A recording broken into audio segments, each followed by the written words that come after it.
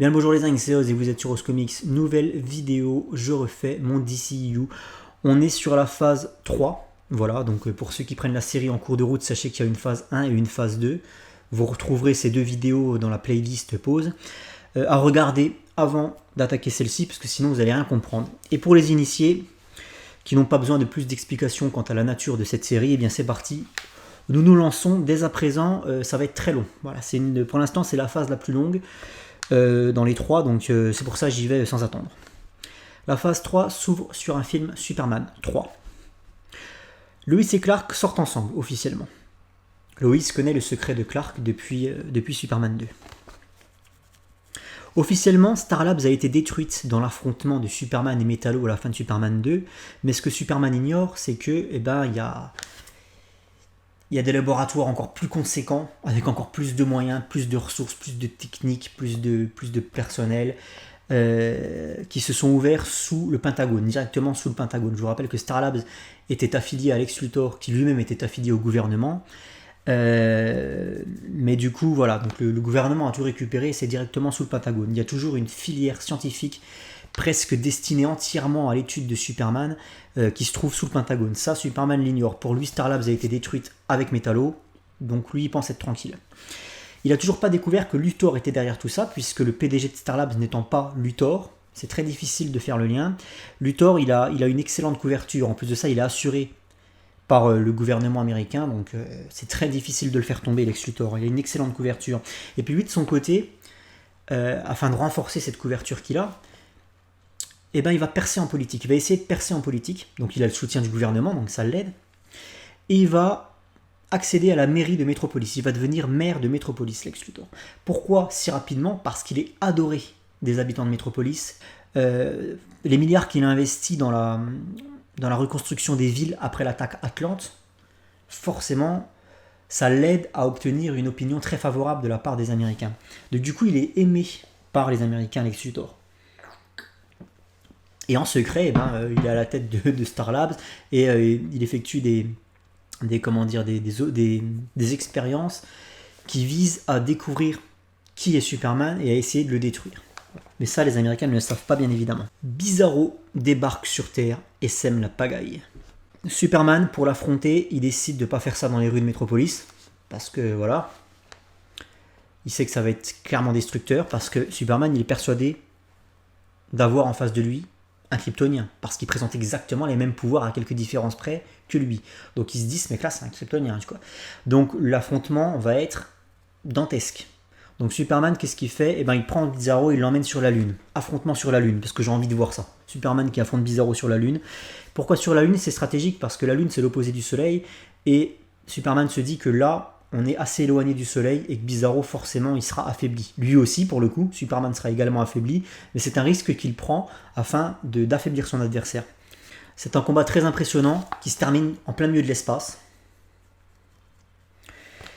Et Superman et Bizarro sont d'un coup subitement aspirés par une espèce de rayon qui les aspire et qui les conduit à l'intérieur d'une gigantesque station. Il s'agit en réalité d'une station extraterrestre qui s'appelle Warworld. Warworld, je l'ai imaginé comme étant un vaisseau immense qui sert d'arène pour des combats de gladiateurs, avec à sa tête Mongul, qui est le seigneur de Warworld, et qui voyage à travers l'univers et qui capture des espèces de chaque planète où ils vont en fait. Et le but, c'est d'offrir à Mongul, qui est une espèce d'empereur romain finalement, des combats de gladiateurs avec plusieurs espèces extraterrestres différentes.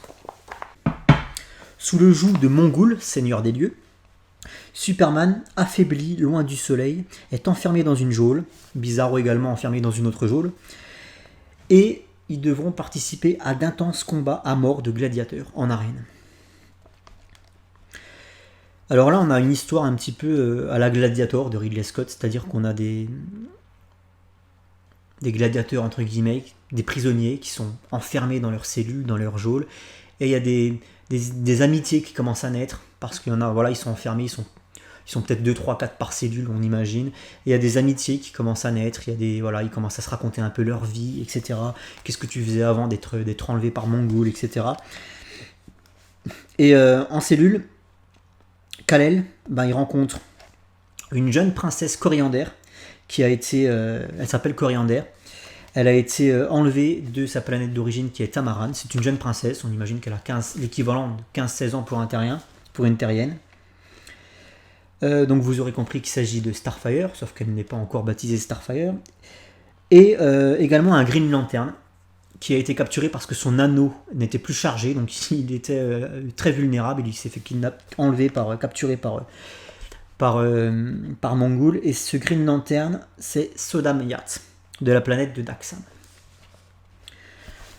Et en fait, Sodamyat, il explique ce qu'est le corps des Green Lantern. Tu vois, ils sont en cellule, comme ça ils n'ont rien d'autre à foutre, et Sodamyat, il explique à Kal-El ce qu'est le corps des Green Lantern et à quoi ça sert. Comme ça permet d'offrir à Superman déjà une vision de ce que sont les Green Lantern, tu vois. Durant ce film, on a des combats spectaculaires entre plusieurs membres issus de différentes espèces extraterrestres, des combats de gladiators, des combats à mort, des combats extrêmement violents, et Kal-El qui est obligé d'affronter. Et la différence entre Kal-El et ses principaux adversaires / partenaires, c'est que lui ne tue pas. Il ne tue pas, il finit toujours ses combats sans tuer, parce que c'est sa politique à lui, sans tuer ses adversaires, ce qui petit à petit provoque une fureur chez Mongul qui lui veut voir du sang.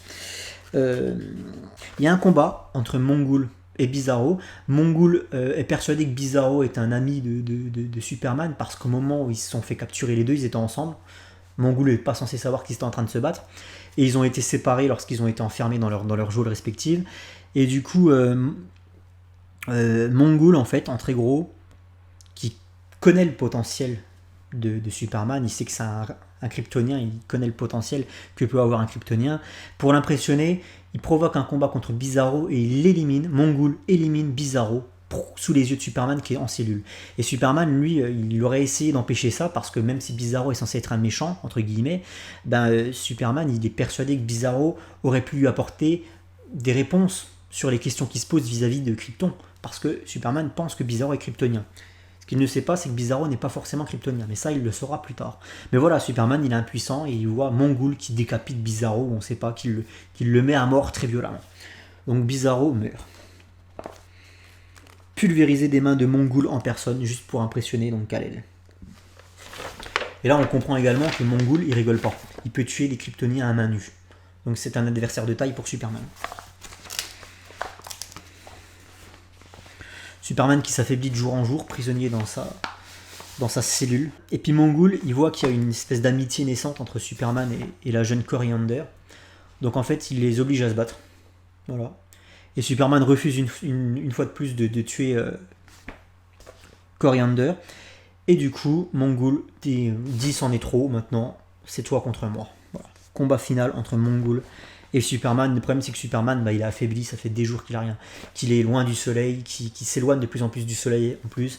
Donc du coup, Superman, il n'est pas en pleine possession de ses pouvoirs, il est affaibli. Donc Mongul sait clairement qu'il va lui mettre la branlée. Et là, j'ai à tout prix envie d'une scène où on voit que Superman sait se battre. Parce qu'il y a beaucoup de gens qui disent Superman, il est fort parce qu'il a des pouvoirs craqués. Sans ça, ce serait une merde. Non, Superman, c'est quand même se battre. Et ce film va le montrer. Ce film va montrer que même sans ses pouvoirs, Superman, il a une volonté de faire et que c'est quand même un guerrier, tu vois. Ça, il faut à tout prix le montrer au spectateur. Que c'est pas juste un mec qui est dépendant de ses pouvoirs, loin de là. Bref, et malgré sa bonne volonté de faire, Superman, il est vite dépassé par Mongul, qui le maîtrise, et qui va qui l'agenouille, tu vois. T'imagines Mongul qui fait s'agenouiller Superman, qui va prendre une épée ou je sais pas quoi, un truc un peu classe, tu vois, pour le mettre à mort sous les yeux de tout le monde, sous les yeux de la foule en délire. Et j'imagine vraiment les combats de gladiateurs de l'espace, un truc vachement épique, vachement intense, ça pourrait être stylé ce truc. Il fait libérer Coriander et Sodamyat de leurs geôles respectives. Il dit à ses gardes, emmenez-les moi. Et il met les trois comme ça, l'un à côté de l'autre, parce qu'il a compris que c'était trois nouveaux potes entre guillemets. Il les fait s'agenouiller les trois devant lui, comme ça il va pour les mettre à mort les trois, Sodamyat, Starfire et donc Superman. En mode, ils n'ont pas voulu respecter ce que je leur ai demandé de faire, regardez, tu vois, ça sert d'exemple pour tous les autres qui regardent. Et là, le Deus Ex Machina, qui empêche la mise à mort de ces trois personnages qui vont être extrêmement importants par la suite. Warworld est attaqué. Au moment où Mongul va pour mettre le coup final et tuer les trois qui sont agenouillés devant lui, Warworld est attaqué. Que se passe-t-il? C'est le corps, une fraction du corps des Green Lantern qui est venu libérer leur soldat Sodamiat. Ça a pris un peu de temps étant donné que l'anneau de Sodam était déchargé, c'était très compliqué de le localiser, mais c'est les Green Lantern, ils ont des yeux partout dans l'espace, donc du coup ils ont réussi à savoir ce qui se passait. Et il y a un groupement de Green Lantern qui s'est formé dans l'urgence et qui part sur Warworld pour le sauver. Pour sauver Sodamiat, donc là t'as le vaisseau qui est attaqué de partout. T'as Mongul qui du coup n'a pas le temps de tuer, d'achever son travail, de tuer Superman et de tuer Sodamiat et Starfire. Et donc t'as les Green Lantern qui encerclent partout le vaisseau, et là c'est la grosse bataille finale du film entre cette partie du corps et les soldats de Mongul et Mongul en personne. C'est la bataille de Warworld. Mongul finit par être défait, et Hal Jordan, qui faisait partie du corps qui est venu à la rescousse, eh ben il apporte une lanterne à Sodam pour que Sodam puisse recharger sa bague. Hal Jordan rencontre donc Superman. C'est la première fois dans ce DCU que ça y est, Green Lantern rencontre Superman. Green Lantern officiel, c'est Hal Jordan pour l'instant.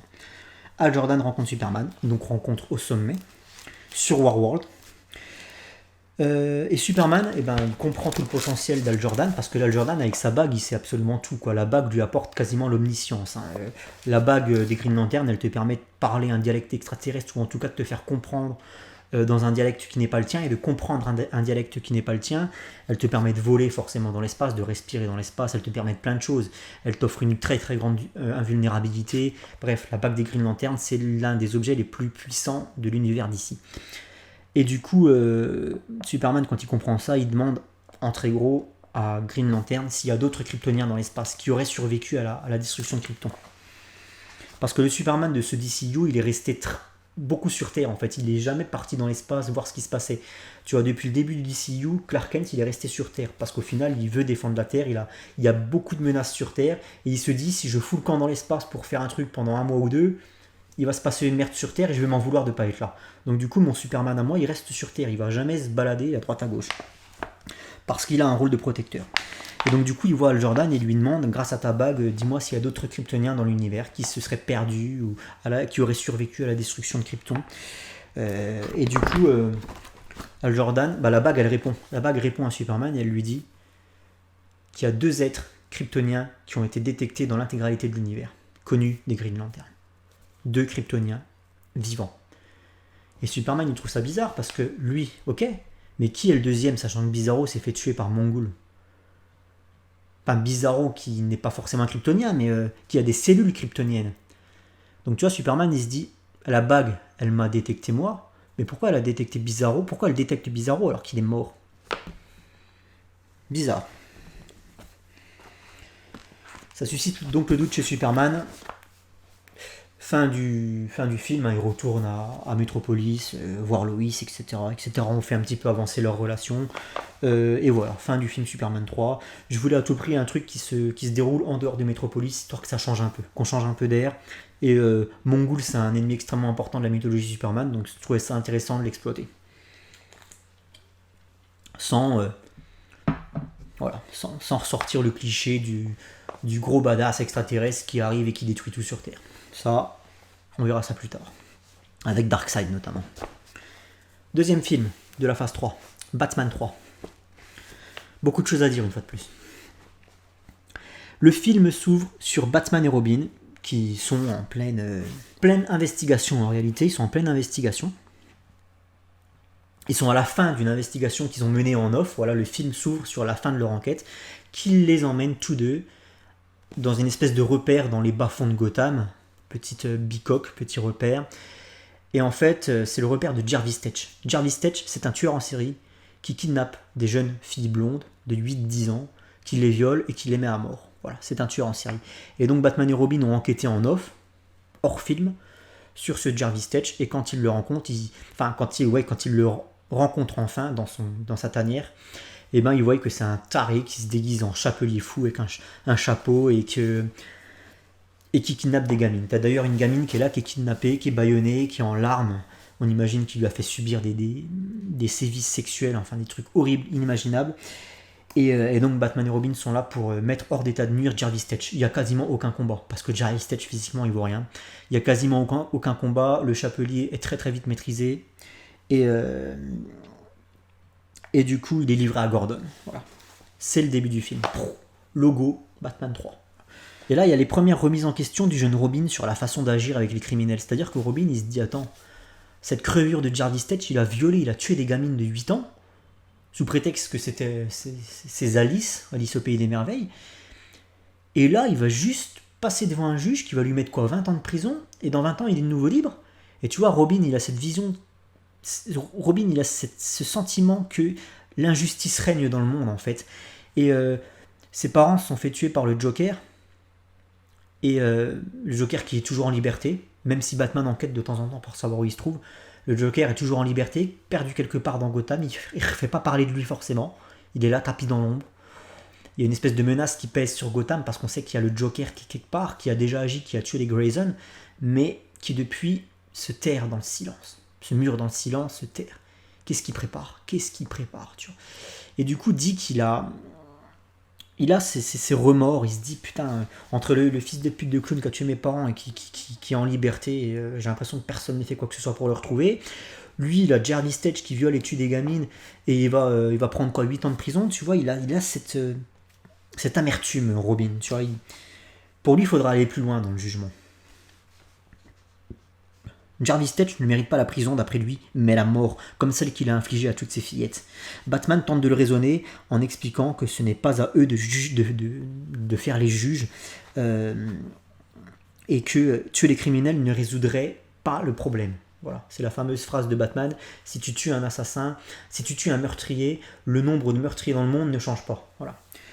C'est la fameuse façon de penser de Batman qui donc du coup rentre en contradiction avec Robin qui se dit attends, il y a des exceptions, lui on devrait le zigouiller, ça gagnerait du temps.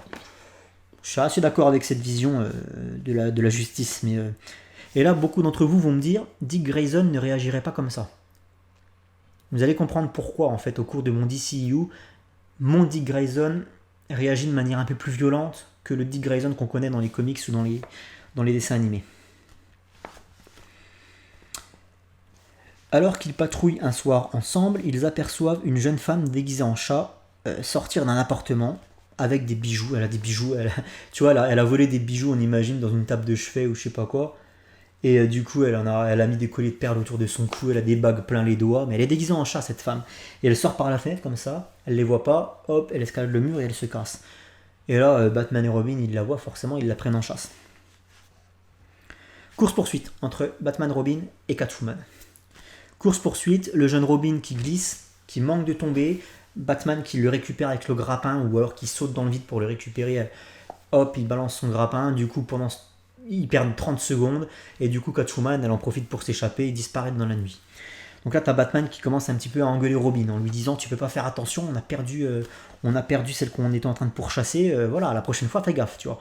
C'est Batman qui est assez qui serre la vis, quoi, tu vois. Donc il commence à sermonner Robin lorsqu'une explosion se fait entendre au loin. Donc on les imagine sur les toits de Gotham, Batman qui engueule Robin parce que Catwoman leur a échappé et d'un seul coup, détonation au loin. Et la détonation elle provient de Blackgate, pénitencier de Gotham City, où Harvey Dent, qui est devenu double face entre les deux films Batman, a fait exploser la porte blindée du pénitencier. Accompagné d'une vingtaine d'hommes de main, il investit le bâtiment, il tue les gardiens, il tue les flics. Voilà, double face. Pour retrouver Cobblepot. Parce que Cobblepot, après son jugement, le même jugement dans lequel il a défiguré Harvey Dent, Cobblepot, il a été incarcéré non pas à l'asile d'Arkham parce qu'il n'a pas été jugé mentalement déficient, il a été jugé juste... c'est un criminel, voilà. C'est un caïd de la pègre. Donc du coup, Cobblepot, il a été placé à Blackgate. Et Harvey Dent, pour se venger de ce que lui a fait subir Cobblepot, parce qu'il faut savoir que depuis que le procureur Harvey Dent a été défiguré au procès de Cobblepot, il a tout perdu. Il a perdu son métier, il a perdu sa femme, voilà, il a tout perdu, Dent. Et donc il a sombré dans la schizophrénie. Batman et Robin neutralisent les sbires de Dent à Blackgate, et donc grosse séquence dans Blackgate avec Batman et Robin qui s'aident mutuellement pour défaire la vingtaine d'hommes de main de Dent. Et ils arrivent à temps pour sauver Cobblepot qui va se faire tuer derrière ses barreaux par Dent qui le braque. Dent est donc capturé, livré à Gordon une fois de plus, et qui va être jugé. Sauf que lui, il va être suivi psychologiquement, il va pas finir à Dent, il va pas finir à Blackgate, il va finir carrément à l'asile d'Arkham. Robin, de retour à la Batcave, peste. Pourquoi on prend des risques pour sauver Cobblepot? Tu veux que je te rappelle que Cobblepot, c'était un baron de la drogue, le parrain du crime organisé de Gotham. Il y a eu des centaines de morts indirectes à cause de ce mec-là, peut-être même des directs. Pourquoi est-ce que nous autres, justiciers, on se fait chier à risquer notre peau pour sauver Cobblepot? Si Dent tue Cobblepot, c'est pas mon problème, tant mieux, tu vois. Entre gros, c'est la façon de penser de Robin. Une fois de plus, je suis pas forcément en désaccord avec cette façon de voir les choses. Cet enfoiré de Cobblepot méritait de mourir. Laissons faire les choses. Et Batman, il commence à comprendre qu'il va être très difficile de raisonner son jeune poulain, Robin, Dick Grayson. Et il commence à s'engueuler, lui. Il commence à s'engueuler parce que, idéologiquement parlant, il ne voit pas du tout les choses de la même façon. Cut de la scène. Ding dong. On est chez le commissaire Gordon, qui vit dans un appartement avec sa jeune fille Barbara, qui est âgée de 17 ans. Ding dong, le commissaire Gordon va ouvrir parce qu'on sonne très tard chez lui à sa porte et il va voir ce qui se passe. Le Joker, qu'on n'avait pas revu depuis Batman 1, depuis le meurtre des Grayson, est de retour. Il tire une balle dans le pied du commissaire Gordon qui tombe au sol. Et Barbara, qui tente de s'enfuir, reçoit une balle dans le dos. Et il tire une balle dans le dos de Barbara Gordon. La balle traverse la colonne vertébrale de Barbara Gordon qui s'effondre. Et le Joker s'amuse à dénuder Barbara. On ne sait pas trop ce qu'il fait. Je voudrais pas qu'on voit le Joker violer Barbara, mais il la dénude et il prend des photos et il rigole, tu vois. Le Joker, quoi. Killing joke. Et il la laisse là, mourante, dans son sang. Il prend le commissaire Gordon et il l'embarque avec lui. Il le menotte, il l'embarque avec lui. Enfin, il le ligote. Ou il pourrait même le menotter avec ses propres menottes, tu vois. Il pourrait faire un truc comme ça. Et il l'emmène avec lui. Scène hyper choc. Le Joker. Le Joker, il a apparu 2 fois 30 secondes dans Batman 1 quand il a tué les Grayson. Pas Batman 1, si Batman 1 quand il a tué les Grayson. Et là, on l'a vu 2 fois 30 secondes. Mais en 2 fois 30 secondes, le Joker a quand même tué les parents de Robin et tiré une balle dans le dos de Barbara Gordon. Tu vois, il n'y a pas besoin de faire des films de 3 heures sur le Joker pour montrer à quel point il est dangereux. Là, tu te dis, putain, le bâtard. Et le Joker emmène Gordon dans un parc d'attractions désaffecté qu'il a récupéré. Et il laisse quelques indices très minimes sur sa route. C'est sa volonté, le Joker, c'est d'attirer Batman. Et la première fois où il est apparu dans le DCU, le Joker, quand il a tué les parents de Grayson, c'était peu de temps après les premiers faits d'armes de Batman. Donc tu vois, le lien de cause à effet. J'aime bien cette idée que Batman était là avant tous les autres et que le Joker est le premier qui a suivi. Batman et Robin se rendent dans l'appartement de Gordon pour enquêter. Ils enquêtent et là Batman il voit des trucs qu'il met dans sa batte-ceinture pour aller analyser ça à la Batcave, tu vois. Et quand il sort par la fenêtre, il y a un anneau qui vient se greffer, un anneau qui sort de la nuit, qui sort du ciel, l'anneau qui sort de la nuit et qui vient se fixer sur l'annulaire par-dessus le gant de Batman. Et t'as Batman qui est là, tu vois, qui essaye de se défaire de ce truc, il sait pas ce que c'est. Il y a une bague qui vole et qui vient de se mettre à son doigt. Donc là, Batman il est là, il est en train de lutter, machin et tout. Et l'anneau qui parle. L'anneau parle. C'est un anneau qui est jaune. Là, vous comprenez où je veux en venir. Et l'anneau qui dit: Bruce Wayne, du secteur 2814, tu as été choisi pour intégrer le corps de Sinestro pour tes facultés à inspirer la peur dans le cœur des hommes. Dans le cœur de tes ennemis. Après un combat mental acharné, Batman parvient à retirer l'anneau qui repart dans l'espace. Volonté trop forte. Le sujet Bruce Wayne n'est pas optimal pour intégrer le corps de Sinestro. Balayage du secteur 2814 en cours pour rechercher une recrue optimale. Et l'anneau jaune qui repart. What the fuck? T'as Batman qui regarde Robin et dit: mais c'est quoi ces foutaises? Qu'est-ce que c'est que cette histoire?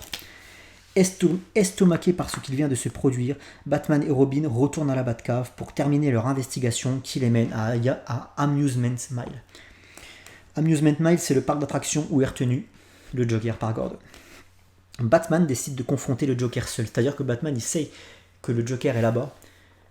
Et en très gros, il dit à Robin, tu restes là, tu ne viens pas avec moi. Parce qu'il a peur que Robin parte en couille. Quand Robin va retrouver l'assassin de ses parents, il a peur que voilà, ça crée de mauvaises choses. Donc Batman dit à Robin, tu restes là, tu ne viens pas avec moi. J'irai confronter le Joker tout seul.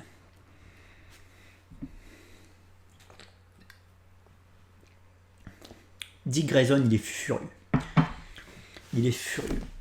Tu vas laisser cet enculé de clown s'en tirer, il a tué mes parents, et il va moisir dans une cellule à Arkham pendant 3 ans avant d'être libéré pour bon comportement, machin et tout. Bref, Dick Grayson, il est furieux, il veut voir payer l'assassin de ses parents. Le problème, c'est que Batman l'en empêche. Tu restes là, tu n'y vas pas, je m'en occupe. La vengeance n'est pas une solution, etc., etc. Batman se rend donc à Amusement Mile, au parc d'attractions. On imagine plein de pièges qui ont été mis en place par le Joker, Batman qui les évite. On imagine une séquence de course-poursuite dans le Palais des Glaces. C'est avec les vitres là. Il faut trouver ton chemin. Batman confronte le Joker, donc il arrive à affronter le Joker et à le défaire. Gordon est libéré et le Joker vaincu est conduit de force à l'asile d'Arkham dans l'attente de son jugement. Donc quelque part, Robin il avait raison. Encore un qui va s'en tirer. Lorsqu'il revient au manoir, à la toute fin du film, que le Joker est enfermé à l'asile, Bruce il se rend compte que Dick a disparu. Dick n'est plus dans le manoir, Dick n'est plus dans la Batcave. Dick a disparu. Là, Batman il se pose dans son fauteuil et il a compris. Voilà. Et il se dit qu'il va se passer des choses probablement très graves à l'avenir. Dick en a eu plein le cul, il a foutu le camp. Nous allons parler pour ce 3e film de la phase 3 de Green Lantern numéro 2. Sinestro fuit Oa après le meurtre d'Abin Sur pourchassé par certains lanternes qui l'éliminent facilement. Sinestro qui s'était forgé l'anneau jaune à la fin de Green Lantern 1. Et là il fuit Oa. De retour sur Korugar, sa planète originale, il chasse Soranik Natu, sa compatriote, qui est d'ailleurs une Green Lantern, et c'est une femme, hein. Elle est leader de la planète de Korugar. C'est-à-dire que Korugar, il y a Soranik Natu qui a un anneau Green Lantern, voilà, qui a un anneau Green Lantern, c'était pas le bon doigt. Et qui est aimée de la population de Korugar. Tu vois, elle est aimée de la population de Korugar, et du coup, par une partie de la population, tu peux pas être aimé par l'intégralité d'une population, mais par une partie de la population, elle est portée au nu.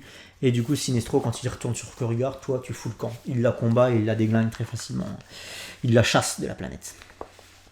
Et Sinestro revient sur sa planète originale Korugar pour en reprendre le contrôle façon Adolf Hitler. C'est-à-dire qu'on va avoir tout le début de ce film Green Lantern 2, on va voir la montée en puissance de Sinestro au niveau politique entre guillemets, façon Adolf Hitler. Il va tenir des discours, il va tenir des conférences, où en plus il a un petit côté Adolf Hitler Sinestro dans le physique, et on va s'inspirer de ça, on va s'inspirer de l'espèce de charisme qu'avait un homme fou comme Adolf Hitler pour Sinestro, c'est-à-dire que c'est un mec qui raconte plein de conneries, mais qui le fait tellement bien, avec les bons mots, il a tellement de charisme, que du coup, il fait gober plein de choses aux gens, en fait. Et c'est comme ça qu'il prend le pouvoir. Bref, Sinestro égale Hitler dans ce DCU. C'est le grand méchant. Façon Hitler, donc, il soumet les masses à son discours et promet à plusieurs membres de la population le pouvoir absolu. Vous avez voulu le pouvoir des Green Lanterns de la volonté, comme Soranik Natu, mais vous ne l'avez jamais eu. J'ai un anneau qui a exactement les mêmes capacités que le pouvoir que l'anneau des Green Lanterns, qui a l'anneau jaune. Je vous promets un anneau comme ça à tous ceux qui me suivront. Voilà. Tu vois comment il est malin, Sinestro, il est malin. Sa grande campagne de recrutement commence. Pas seulement sur Korugar. C'est-à-dire que Sinestro, il va déjà recruter sur Korugar pour forger les débuts pour former les débuts de son corps, le corps des Yellow Lanterns. Mais il va également, une fois qu'il aura suffisamment de monde, ils vont refaçonner des anneaux, et les anneaux, il va les envoyer partout dans l'univers pour rechercher dans plusieurs secteurs des nouveaux membres pour son corps. Sont recrutés à travers la galaxie Arkillo, qui est au Yellow Lantern, ce que Kilowog est au Green Lantern. Bedovian, donc là, hop, rapide origin story de Bedovian, très rapide, histoire d'expliquer quel genre de personnage on va se retrouver retrouver dans le corps des Yellow Lanterns, pardon. Karou Sil, Amon-Sur, qui est le fils d'Abin-Sur. Abin-Sur a recruté Hal Jordan, et que, en très gros, Amon-Sur, il est dégoûté que son père ait choisi un autre plutôt que lui pour le succéder, tu vois. Donc du coup, Amon-Sur, qui rejoint les rangs de Sinestro, et pour Karou Sil, Bedovian et Amon-Sur, on dresse des rapides origin story. Et on a petite séquence où tu vois un anneau jaune qui traverse l'espace, qui traverse les galaxies. C'est un peu comme le vaisseau de Kal-El quand Krypton est détruite. Tu vois le vaisseau qui traverse plusieurs galaxies. Pareil, tu as une séquence, tu vois un anneau jaune de Sinestro qui s'envole, balayage du secteur 2814, et là il arrive dans le secteur 2814 U à la Terre. Ils font sur la Terre, ils font sur Gotham City, et là t'as Batman, donc on reprend la séquence du film d'avant, Batman 2. T'as Batman qui vient de sortir de l'appartement de James Gordon pour enquêter sur la disparition du commissaire. T'as Batman qui est sur son toit avec Robin, et d'un seul coup l'anneau qui vient se mettre à son doigt. Toujours le même. Et donc tu comprends ce que c'était que cet anneau jaune qui est venu se greffer au doigt de Batman dans le film précédent, tu vois. Là tu comprends enfin. Tu comprends que Batman, s'il s'était laissé faire par l'anneau, il aurait été membre du Sinestro Corps pour le secteur 2814.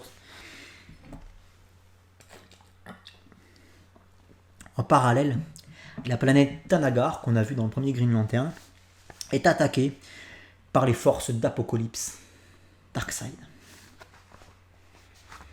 Le couple de policiers, parce que Darkseid, lui on l'oublie, mais il est toujours en train d'arriver, tranquillement, il est toujours en train de coloniser les galaxies et de détruire tous les mondes qui se trouvent sur sa route. Bien évidemment, jusqu'à son objectif final qui est la Terre, et on comprendra pourquoi plus tard. Voilà, donc là, Thanagar était sur sa route, Thanagar est décimé, Darkseid. Le couple de policiers tanagariens, qu'on a déjà vu dans le premier film, Green Lantern, Hawkman et Hawkgirl, demandent de l'aide auprès des Green Lantern affectés à leur secteur, qui eux-mêmes demandent de l'aide aux gardiens. Les gardiens envoient des renforts, bataille de Thanagar, plusieurs Green Lantern sont tués, et là tu vois les anneaux qui... Vous savez, quand un Green Lantern meurt, son anneau se détache de son doigt et repart dans l'espace. Balayage du secteur, le secteur en question du mec qui est mort. Balayage du secteur, 18-12, en cours, à la recherche d'un successeur. Voilà.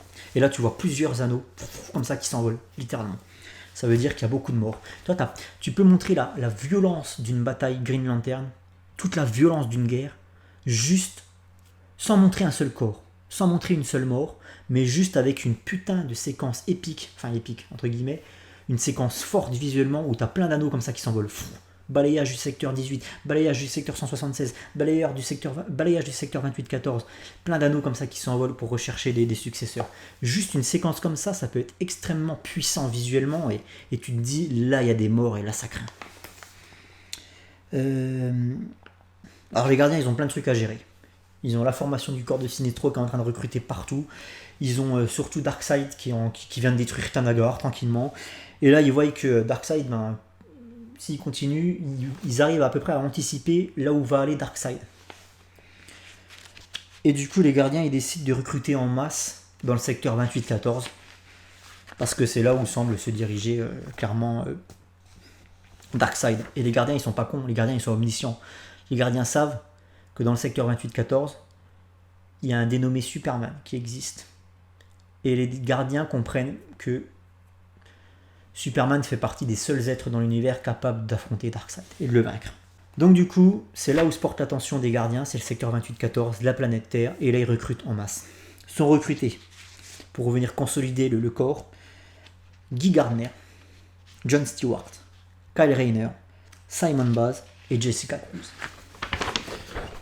Grosse campagne de recrutement sur la planète Terre.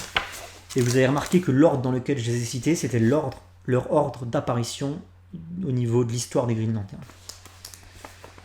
Simon Baz et Jessica Cruz étant les derniers Green Lantern en date.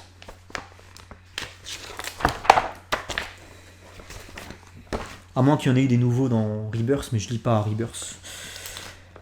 Et là, on a des rapides origin stories pour présenter qui est Guy Gardner, qui est John Stewart, qui est Simon Baz, qui est Kyle Rayner, qui est Jessica Cruz. On a des rapides origin stories qui vont venir faire parallèle aux origin stories de Bedovian, de Karou Sil, de Arkillo. En très gros, l'idée, c'est de montrer qui recrute les Yellow Lantern et Sinestro. Et qui recrute les Green Lantern? Sinestro, il recrute des monstres, des démons, des mecs qui anéantissent des populations à eux seuls, vraiment des créatures qui font vraiment flipper et extrêmement puissantes. Et de l'autre côté, les Green Lantern, ils recrutent des gens comme vous et moi. Donc là, tu vois le parallèle et tu te dis, ça va être un massacre. Et les Green Lantern, ça va être un massacre. Ils vont se faire botter le fion. Tu vois, c'est pour ça que je voudrais vraiment faire cette séquence Origin Stories des Yellow Lantern recrutés et Origin Stories des Green Lantern recrutés, pour qu'on voie bien la différence, de montrer le déséquilibrage évident des forces. Sinestro, ce qu'il souhaite avant tout, une de ses priorités pour renforcer son corps de manière optimale, c'est de libérer Parallax. Parallax, c'est l'entité jaune à l'origine de la peur et de la puissance jaune, en fait. C'est une espèce de lumière jaune sous forme d'insecte qui est beaucoup plus impressionnante dans les comics et sous cette forme-là que ce qu'on a eu dans le film de merde de 2012. Dans le film de merde de 2012, c'était juste une espèce de nuage jaune qui ressemblait à rien, alors que Parallax, c'est censé faire beaucoup plus flipper que ça. Je veux garder cet esprit d'insecte. Parallax, il est retenu prisonnier dans la batterie centrale sur Oa, de la lanterne principale. De la lumière verte, en fait. Et qu'est-ce qu'il va faire Sinestro pour aller sur Oa et libérer facilement Parallax en le tirant de la lanterne verte? Et ben, il va provoquer une diversion. Et il va envoyer une grosse partie de son corps sur Mogo. Attaquer Mogo. Mogo, je vous le rappelle, on l'a vu dans le premier film Green Lantern.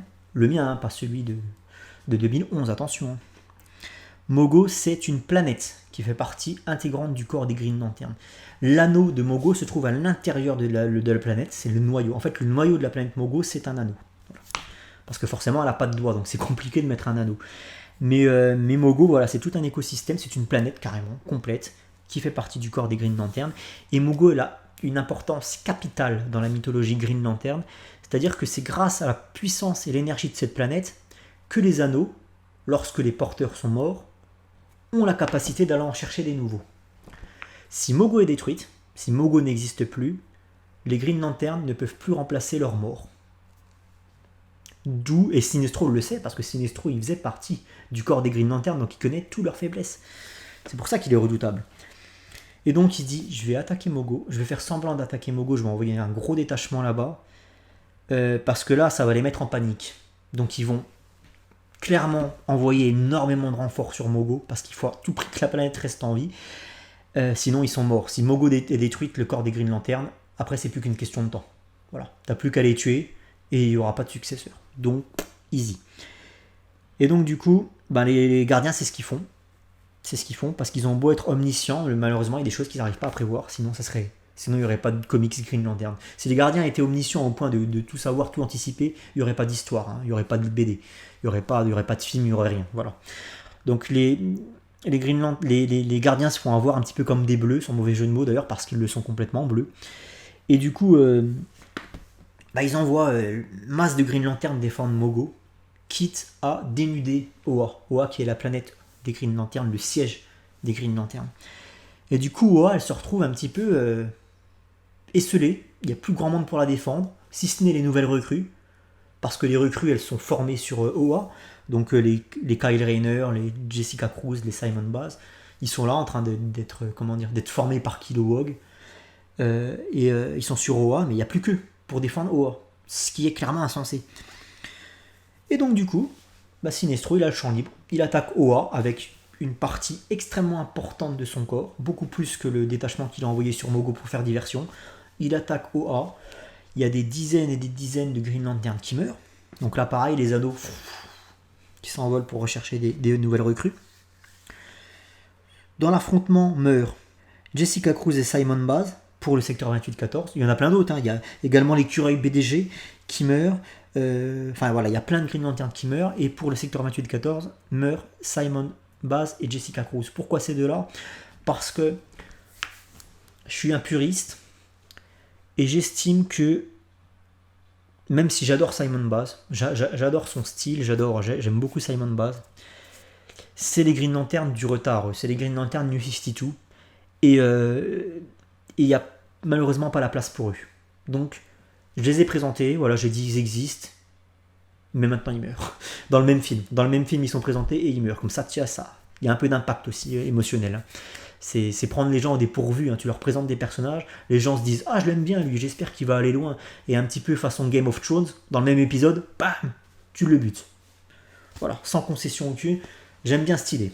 Donc là, Jessica Cruz, Simon Baz meurt. Boum, parce que j'ai pas le temps pour eux. J'ai pas le temps de développer des histoires pour ces personnages. J'ai déjà assez à faire avec les autres. Les autres sont primordiaux. Donc les autres, on les garde. Bref, c'est la panique sur Oa. Qu'est-ce que j'ai mis d'autre? Pendant ce temps-là, les gardiens, ils ont envoyé leur meilleure lanterne défendre Mogo. Donc t'as Kilowog, t'as Arisia, t'as Jordan, t'as Shpe, l'écureuil, t'as Tomartu, t'as Sodamiat, qu'on a vu dans le film Superman précédent. T'as Salak de Stygia, qui est, je crois, le commandant en chef du corps. Et d'autres, voilà. Mais c'est les Green Lanterns principaux, les plus puissants, ils sont envoyés sur Mogo. Oa, donc, est ravagé par le corps des Yellow Lanterns, qui foutent un bordel monstre. Et du coup, les gardiens sont obligés un petit peu de reculer, de prendre la fuite. Avec eux, bien évidemment, toutes les nouvelles recrues, tous ceux qui sont restés sur Oa. Malheureusement, vous n'allez pas pouvoir rester là parce que l'attaque de Sinestro est beaucoup trop violente et importante. Sinestro parvient à libérer Parallax de la batterie centrale.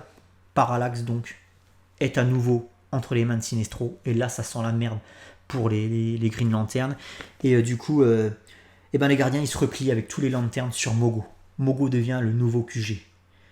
Et donc, du coup, tous les Green Lanterns de tout l'univers sont appelés sur Mogo en renfort. Le corps des Yellow Lanterns qui avait été détaché par Sinestro pour faire diversion est rapidement repoussé parce que là du coup les Green Lanterns arrivent en masse. Donc les Yellow Lanterns sont repoussés, mais Sinestro il s'en fout, il sourit, il a gagné. Il a pris Oa et il a libéré Parallax. Et Mogo, c'est qu'une question de temps avant qu'il y retourne. On verra ça plus tard. Donc là on a 7000 Green Lanterns, parce que je crois qu'ils sont 7200 en tout. On a 7000 Green Lanterns qui sont venus défendre Mogo. D'où le repli donc, du coup des forces de Sinestro, qui n'en est pas un. Maintenant, Sinestro à Parallax, son corps va être beaucoup plus puissant. Et tout comme les Yellow Lanterns ont Parallax, entité de la peur, les Green Lanterns ont Ion, ou Ion, qui est l'entité de la volonté. C'est le Parallax gentil, entre guillemets. C'est l'entité verte de la volonté. C'est une espèce de requin un peu bizarre, un peu extraterrestre. Et du coup, Ion, il est comment dire? Les gardiens désignent Kyle Rayner. Kyle Rayner qui est une nouvelle recrue. C'est pas du tout un Green Lantern qui maîtrise ses pouvoirs, c'est pas du tout un Green Lantern vétéran. C'est une nouvelle recrue. Et c'est pour cette raison que les Green Lantern désignent Kyle Rayner pour accueillir l'entité Ion. En très gros, il va être possédé par l'entité Ion, Kyle Rayner. Pourquoi ce choix? Parce qu'en très gros, on prend un des derniers recrutés qui a jamais fait parler de lui, et Ion sera protégé dans le corps de Kyle Rayner. En très gros, Ion prend possession du corps de Kyle Rayner. C'est une possession, hein, clairement, et du coup, au moins ça passe inaperçu. C'est-à-dire qu'on ne met pas Ion dans le corps de Hal Jordan, parce que Hal Jordan, il est tout le temps sur le champ de bataille, il est tout le temps en première ligne, c'est le Green Lantern, c'est en train de devenir le Green Lantern le plus connu et le plus fort. Du coup, ce serait Flag, tu vois ce que je veux dire. Donc du coup, on prend une dernière recrue qui fait pas parler de lui, qui passe inaperçu, et Ion, Kyle Rayner, est habité de la présence de Ion, entité de la peur. Le film se termine sur Gauntlet, qui se retourne vers les autres gardiens. Gauntlet est le chef des gardiens, donc là ils sont tous sur Mogo. Mogo devient leur nouveau QG, avec la batterie centrale qui a été déplacée, qui se trouve donc du coup maintenant sur Mogo. Et Gauntlet, le film se termine sur Gauntlet qui se retourne vers les autres gardiens et qui leur dit cette phrase: la prophétie de la nuit noire est sur le point de se réaliser. J'essaye à la fois d'appliquer mes connaissances qui sont seulement naissantes, mais également d'adapter tout ce qu'a fait Geoff Johns en 4000 pages. J'essaye d'y adapter en 3 films de 3 heures. Donc forcément, il y a des raccourcis qui sont faits. Voilà. Ça, il faut bien comprendre que ça, c'est un travail d'adaptation pour le cinéma, tu vois, entre guillemets. Hein. Voilà. Donc il faut résumer des choses, il faut raccourcir, il faut prendre des petites libertés pour faciliter certaines explications. Voilà, vous savez tout ça. Maintenant, n'hésitez pas non plus à me dire dans les commentaires ce qui pourrait être fait pour Ça peut me donner des idées pour la suite. Il y a un des abonnés que je salue qui m'a dit sur la vidéo 2, c'est cool, mais ça serait bien que tu finisses par déboucher sur la prophétie de la nuit noire, la Blackest Night. Et je lui ai répondu dans les commentaires, j'aurais pas le temps. J'aurais pas le temps de faire du Blackest Night parce qu'il faut introduire plein de choses, et du coup là on est sur un travail d'adaptation au cinéma, entre guillemets, ça va pas être possible, quoi. Et au final, je suis revenu un peu sur ma décision, et je me dis que je vais essayer de le faire. Voilà. Donc du coup, vos commentaires ne sont pas vains, et vos commentaires peuvent directement influencer sur ce qui va se passer par la suite dans le DCU. Parce que des fois, vous me donnez des idées, et je me dis, tiens, ça, je vais y travailler. Donc n'hésitez pas à partager, oui, je sais pas ce que je voulais dire, mais partager, pourquoi pas. N'hésitez pas à commenter et à participer. Alors, 4e film de cette phase 3. C'est long, hein. Le montage va être atroce. Après un gros film Green Lantern comme ça, il faut une petite parenthèse fun, légère, qui permette de souffler. Voilà. Toi, t'en as pris plein la tête pendant 3 heures avec Sinestro Corps dans l'espace, machin. Là, il faut un film qui permette de souffler, un truc de 1h30, 2 heures, fun, cool, coloré, un truc un peu plus terre à terre, entre guillemets. Et pour faire ce film, j'ai choisi Flash. Ça y est, le personnage est enfin intégré dans le DCU. Flash, film Flash. Alors déjà, ça se passe à Central City, qui est la ville de Flash. Il y en a 2, il y a Central City, il y a Keystone City. Mais là, on va oublier Keystone City. Central City, je veux présenter cette ville comme étant une ville plate, c'est-à-dire qu'il n'y aura pas des grands bâtiments de 300 mètres de haut, tu sais, comme à New York. Une ville plate, immense métropole, perdue dans les champs, au plein milieu des États-Unis, dans les plaines. Immense métropole, faite de routes, de pistes, d'autoroutes, de bretelles d'autoroutes. Si bien que, vu du dessus, cette ville fait penser à un immense circuit de Formule 1. Parce qu'on est dans l'univers de Flash, et je veux que la ville de Flash, ce soit une ville où il puisse s'éclater, avec sa super vitesse. Tu vois, circuit de F1, Central City. Et là, ça donnerait une vraie identité à cette putain de ville. Pour l'instant, les 3 villes que j'ai dans mon univers, qui sont Gotham, Metropolis et Central City, vous avez remarqué que je me suis fait chier à leur inventer, à booster les identités qu'on a déjà concernant ces villes, dans les identités visuelles qu'on a sur ces villes dans les bouquins. Central City, c'est vrai que généralement dans les comics, elle se démarque pas forcément visuellement d'une métropolis ou d'une autre ville américaine. Donc du coup, il faut profiter d'un film pour donner à Central City une vraie identité. Un circuit de Formule 1 géant avec des bâtiments et des grosses bretelles d'autoroutes, des autoroutes qui passent les unes par-dessus les autres, des ponts, des tunnels, voilà. Circuit de F1 immense. Ça sent l'asphalte à plein nez, tu vois. Ta beau être à 300 km au-dessus de la ville, quand tu la vois de très très haut, ça sent l'asphalte, tu vois.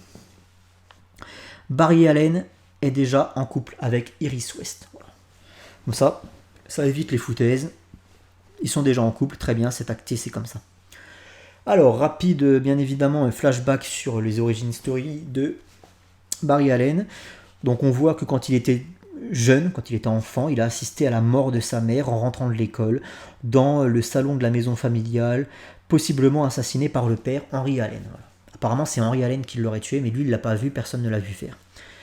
Donc du coup Henry Allen est jugé coupable, sans raison apparente, sans preuve apparente, et enfermé au pénitencier de Iron 8, où il devra purger une peine à perpétuité. Et depuis ce jour, son fils Barry, qui a perdu foi en la justice, il s'est juré de d'aider son père, de participer à la libération de son père, en fait, de faire innocenter son père. C'est le but de sa vie à Barry Allen, faire innocenter son père, parce qu'il est persuadé que son père n'a pas tué sa mère. Donc jusque-là, rien de nouveau. Hein. Vous voyez, j'ai repris l'origin story de Barry Allen façon New 52 et Flashpoint. Et donc du coup, cette volonté de faire de Barry Allen, elle va faire qu'il va grandir forcément, et il va faire des études, et grâce à ses bagages, ses connaissances, il va intégrer la police scientifique de Central City, et il va devenir policier scientifique. Et tous les soirs, après avoir résolu une enquête ou après avoir fait son travail quotidien, tous les soirs, il fait des heures sup dans le labo du commissariat de Central City où il travaille, pour essayer de comprendre, pour essayer de refaire les scénarios, pour essayer de trouver des preuves qui permettraient d'innocenter son père qui croupit toujours en prison. Il fait ça tous les soirs, jusqu'au soir où, vous connaissez les bails, grosse tempête dehors, et tu as l'éclair qui traverse la fenêtre, qui touche Barry Allen en plein cœur. Ce dernier tombe à la renverse sur une étagère avec plein de produits chimiques. Les produits chimiques se déversent sur son corps inconscient. Il l'imprègne littéralement. Et lorsque Barry Allen se réveille le lendemain, il est à l'hôpital. On l'a emmené de force à l'hôpital. Il est à l'hôpital et il pète la forme. Enfin, peut-être pas forcément le lendemain, mais genre il se réveille 2 jours après à l'hôpital et là il pète la forme. Tu as Iris qui est là en train de pleurer. Et là il se réveille, il lui dit mais pourquoi tu pleures? Elle lui dit mais t'as vu pourquoi je pleure? Elle le regarde, le mec il est dans un lit d'hôpital, plâtré de partout, avec des tubes, des machins, tu vois. Et lui, il dit, mais c'est de la merde, enlève-moi tout ça. Le gars, il pète la forme, il est dans une forme olympique. Donc du coup, il part de l'hôpital, et forcément, voilà, découvert de ses pouvoirs, et là, il s'éclate. Et c'est pour ça que je dis que ça va être un film fun, parce que les pouvoirs de Flash, entre nous, c'est les meilleurs. Entre nous. Moi, personnellement, si tu me demandais quel super pouvoir tu voudrais avoir en priorité, alors bien sûr, j'aimerais être Superman comme tout le monde, parce que c'est craqué, parce que t'as tout ce que tu veux. Mais si je devais choisir un super pouvoir en priorité, ce serait la super vitesse. Putain, tu peux tout faire avec ce truc. Donc lui, il s'éclate le mec, il traverse des océans comme ça, juste en courant. Il s'amuse à courir à la verticale sur les bâtiments. Tu sais, un truc épique, quoi. Bref, donc grosse séquence fun où il apprend à gérer ses pouvoirs et surtout un truc très important qu'on doit le voir travailler dans ce film, c'est essayer de gérer,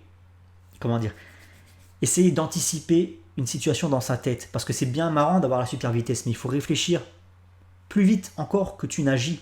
Tu vois ce que je veux dire? Il faut réfléchir plus vite que tu n'agis, il faut anticiper et après tu agis.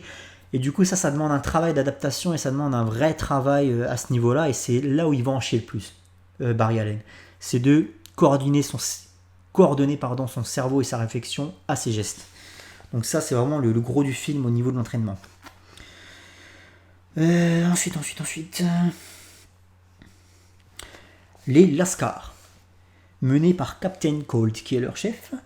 Donc il y a Heatwave, il y a Mirror Master, il y a le Weather Wizard, le météomage, il y a le Charlatan, il y a Golden Glider, la patineuse. C'est un groupe de repris de justice, des criminels braqueurs, qui ont été enfermés à Ironhide. Et ils sont récupérés par Amanda Waller, qui fait son introduction dans le DCU via le film Flash. Ils sont conduits dans des laboratoires secrets, souterrains, qu'on imagine donc du coup être sous le Pentagone. Je vous en ai parlé dans Superman 2, dans Superman 3, pardon. Et ils sont génétiquement modifiés, ces super vilains. Et ils acceptent donc de participer au programme. Alors c'est pas le programme Suicide Squad, mais ça y ressemble. Voilà. En très gros, les Lascars, en fait, ça va être une espèce de Suicide Squad dans le film Flash. C'est-à-dire qu'en fait, le gouvernement ne réussissant pas à mettre la main sur la Justice League pour la contrôler, parce que la Justice League, ils ont clairement dit, nous on fait pas partie des États-Unis, on travaille dans l'intérêt des Américains, mais également dans l'intérêt du monde entier, et politiquement nous n'appartenons à aucun pays, et du coup le gouvernement américain il l'a en travers de la gorge, tu vois. Et le gouvernement américain n'arrive pas à garder le contrôle sur la Justice League, et ça l'emmerde. Et donc du coup, le gouvernement américain est jaloux, et il veut créer sa propre Justice League, et il commence avec les Lascars. Les Lascars, c'est une espèce de Suicide Squad, un peu mieux parce que eux, au moins, ils ont des vrais pouvoirs. C'est pas juste une gonzesse avec une batte de baseball et un mec qui ressemble à un crocodile, tu vois ce que je veux dire. Voilà. Donc le gouvernement souhaite créer sa propre équipe de super-héros. Les Lascars sont créés. Des crimes sont commis à travers tout Central City et surmédiatisés, comme de par hasard. Les Lascars arrivent toujours au bon moment pour gérer la situation. En fait, c'est des criminels qui sont passés pour des super-héros. Et le gouvernement crée des situations à problème et il envoie les Lascars pour les régler. Voilà, c'est le syndrome du pompier pyromane. Flash émet des doutes quant à la sincérité et à l'intégrité des Lascars et il découvre vite la vérité. Tous les crimes sont organisés et perpétrés par et pour les Lascars afin de leur permettre de se faire valoriser aux yeux du public et se faire accepter. Flash décide alors de les arrêter. Scène de combat épique dans la ville, avec le Weather Wizard qui modifie la météo à volonté, le Captain Cold et son pistolet réfrigérant qui fait des vagues et des vagues de glacé, tu sais, enfin on imagine Central City sous la glace, ça peut être épique. Et Flash qui court sur des vagues de glace comme ça, pour faire un truc de ouf. Le Mirror Master, donc qui arrive comment dire, à se téléporter de surface réfléchissante en surface réfléchissante. Donc pareil, on imagine qu'il y a des bâtiments quand même à Central City. J'avais dit que la ville serait entièrement plate, mais il y a quand même des bâtiments qui sont pas très très hauts, mais il y en a quand même des bâtiments avec des surfaces vitrées. Et vu que les surfaces vitrées sont des surfaces réfléchissantes, bah, le Mirror Master il peut se téléporter d'un bâtiment à l'autre comme ça. Tu vois, faut faire marcher son cerveau, hein, faire des séquences d'action épiques qui nécessitent que Flash utilise sa super vitesse. À bon escient. Et puis le Mirror Master il peut également prendre des gens et les emmener dans la dimension des miroirs en fait. C'est-à-dire que entre deux miroirs il y a une dimension cachée. Le Mirror Master il y a accès et c'est là généralement où il enferme, où il emprisonne des civils, quoi. Flash, encore débutant, a plutôt du mal à venir à bout tout seul de tous ces connards, parce qu'ils sont quand même un bon nombre. Donc du coup, à la fin du film, il va être aidé par Superman. Superman va faire office un petit peu de Deus Ex Machina, parce que Superman, c'est le protecteur de la planète, donc s'il y a des vagues de glace à Central City aux États-Unis, si tu as des civils qui se font enlever, qui se font absorber dans les vitres des bâtiments, enfin voilà, le météomage qui modifie la météo de Central City à volonté, Superman il va se dire attends c'est quoi, écoutez, je vais aller voir ce qui s'y passe. Donc c'est pas déconnant. Le fait que Superman vienne aider Flash, ce n'est pas du tout déconnant. Il faut garder à l'esprit qu'on est dans un univers partagé, hein, donc faut pas oublier que les super-héros ils existent. Durant ce film, j'ai absolument envie d'une scène que j'ai lue dans le Flash Anthology, et je crois que c'était Mark Waid qui était à l'origine de ce passage. Je veux absolument une scène où Flash, il arrive en se concentrant à figer le temps. Bah, toute la ville est figée comme ça, enfin le monde entier est figé dans le temps. Et forcément personne ne s'en rend compte, hein, les gens continuent à vivre et tout, c'est juste que lui il va tellement vite que c'est ce qu'on... En fait, on voit à quel point lui... En fait, on voit ce que lui voit quand il est en super vitesse. Et ce qu'il est capable de faire. Et les gens, eux, continuent leur vie de tous les jours. Hein. Eux, ils s'aperçoivent de rien du tout. Et donc, du coup, tu as Flash qui se balade tranquillement, limite les mains dans les poches, dans Central City, et qui redresse tous les torts qu'il voit. Donc, tu as une serveuse, il rentre dans un bar pour aller manger un sandwich, je sais pas quoi. Tu as une serveuse qui était en train de, au moment où il a figé le temps, qui était en train de tomber. Donc tu as le plateau qui est en train d'être renversé avec le milkshake qui part d'un côté, le cornet de frites qui part de l'autre. Et donc lui, il remet tout sur le plateau, il le remet bien dans les mains de la serveuse. Après il sort dans la rue avec son sandwich. Il voit qu'il y a un cambrioleur qui est en train de tirer sur un policier. Donc il prend la balle au vol, il la balance. Il prend le pistolet des mains du cambrioleur et il le met dans les mains du flic. Hop. Et le cambrioleur il va se retrouver comme un con quand le temps va reprendre son cours. Il sauve un hélico qui est en train de se cracher. Et du coup, forcément, lui, il fait ça avec sa super vitesse, mais dans le temps normal, rien n'est figé. Et je veux absolument voir une scène comme ça dans ce film. Où il s'éclate. Il s'éclate avec ses pouvoirs, tu vois. Voilà, pour qu'on se rende compte de ce qu'il est capable de faire. Et ça, c'est visuellement très impressionnant. Vous allez me dire que ça a déjà été fait dans X-Men avec Quicksilver, là, dans les derniers X-Men. Oui, mais je voudrais faire ça à l'échelle d'une ville complète, en fait. Ce genre de séquence où le mec il fait ce qu'il veut. Et d'ailleurs il comprend, grâce à cette séquence, en fait, il comprend que là il a pas encore tout exploité au niveau de sa super vitesse.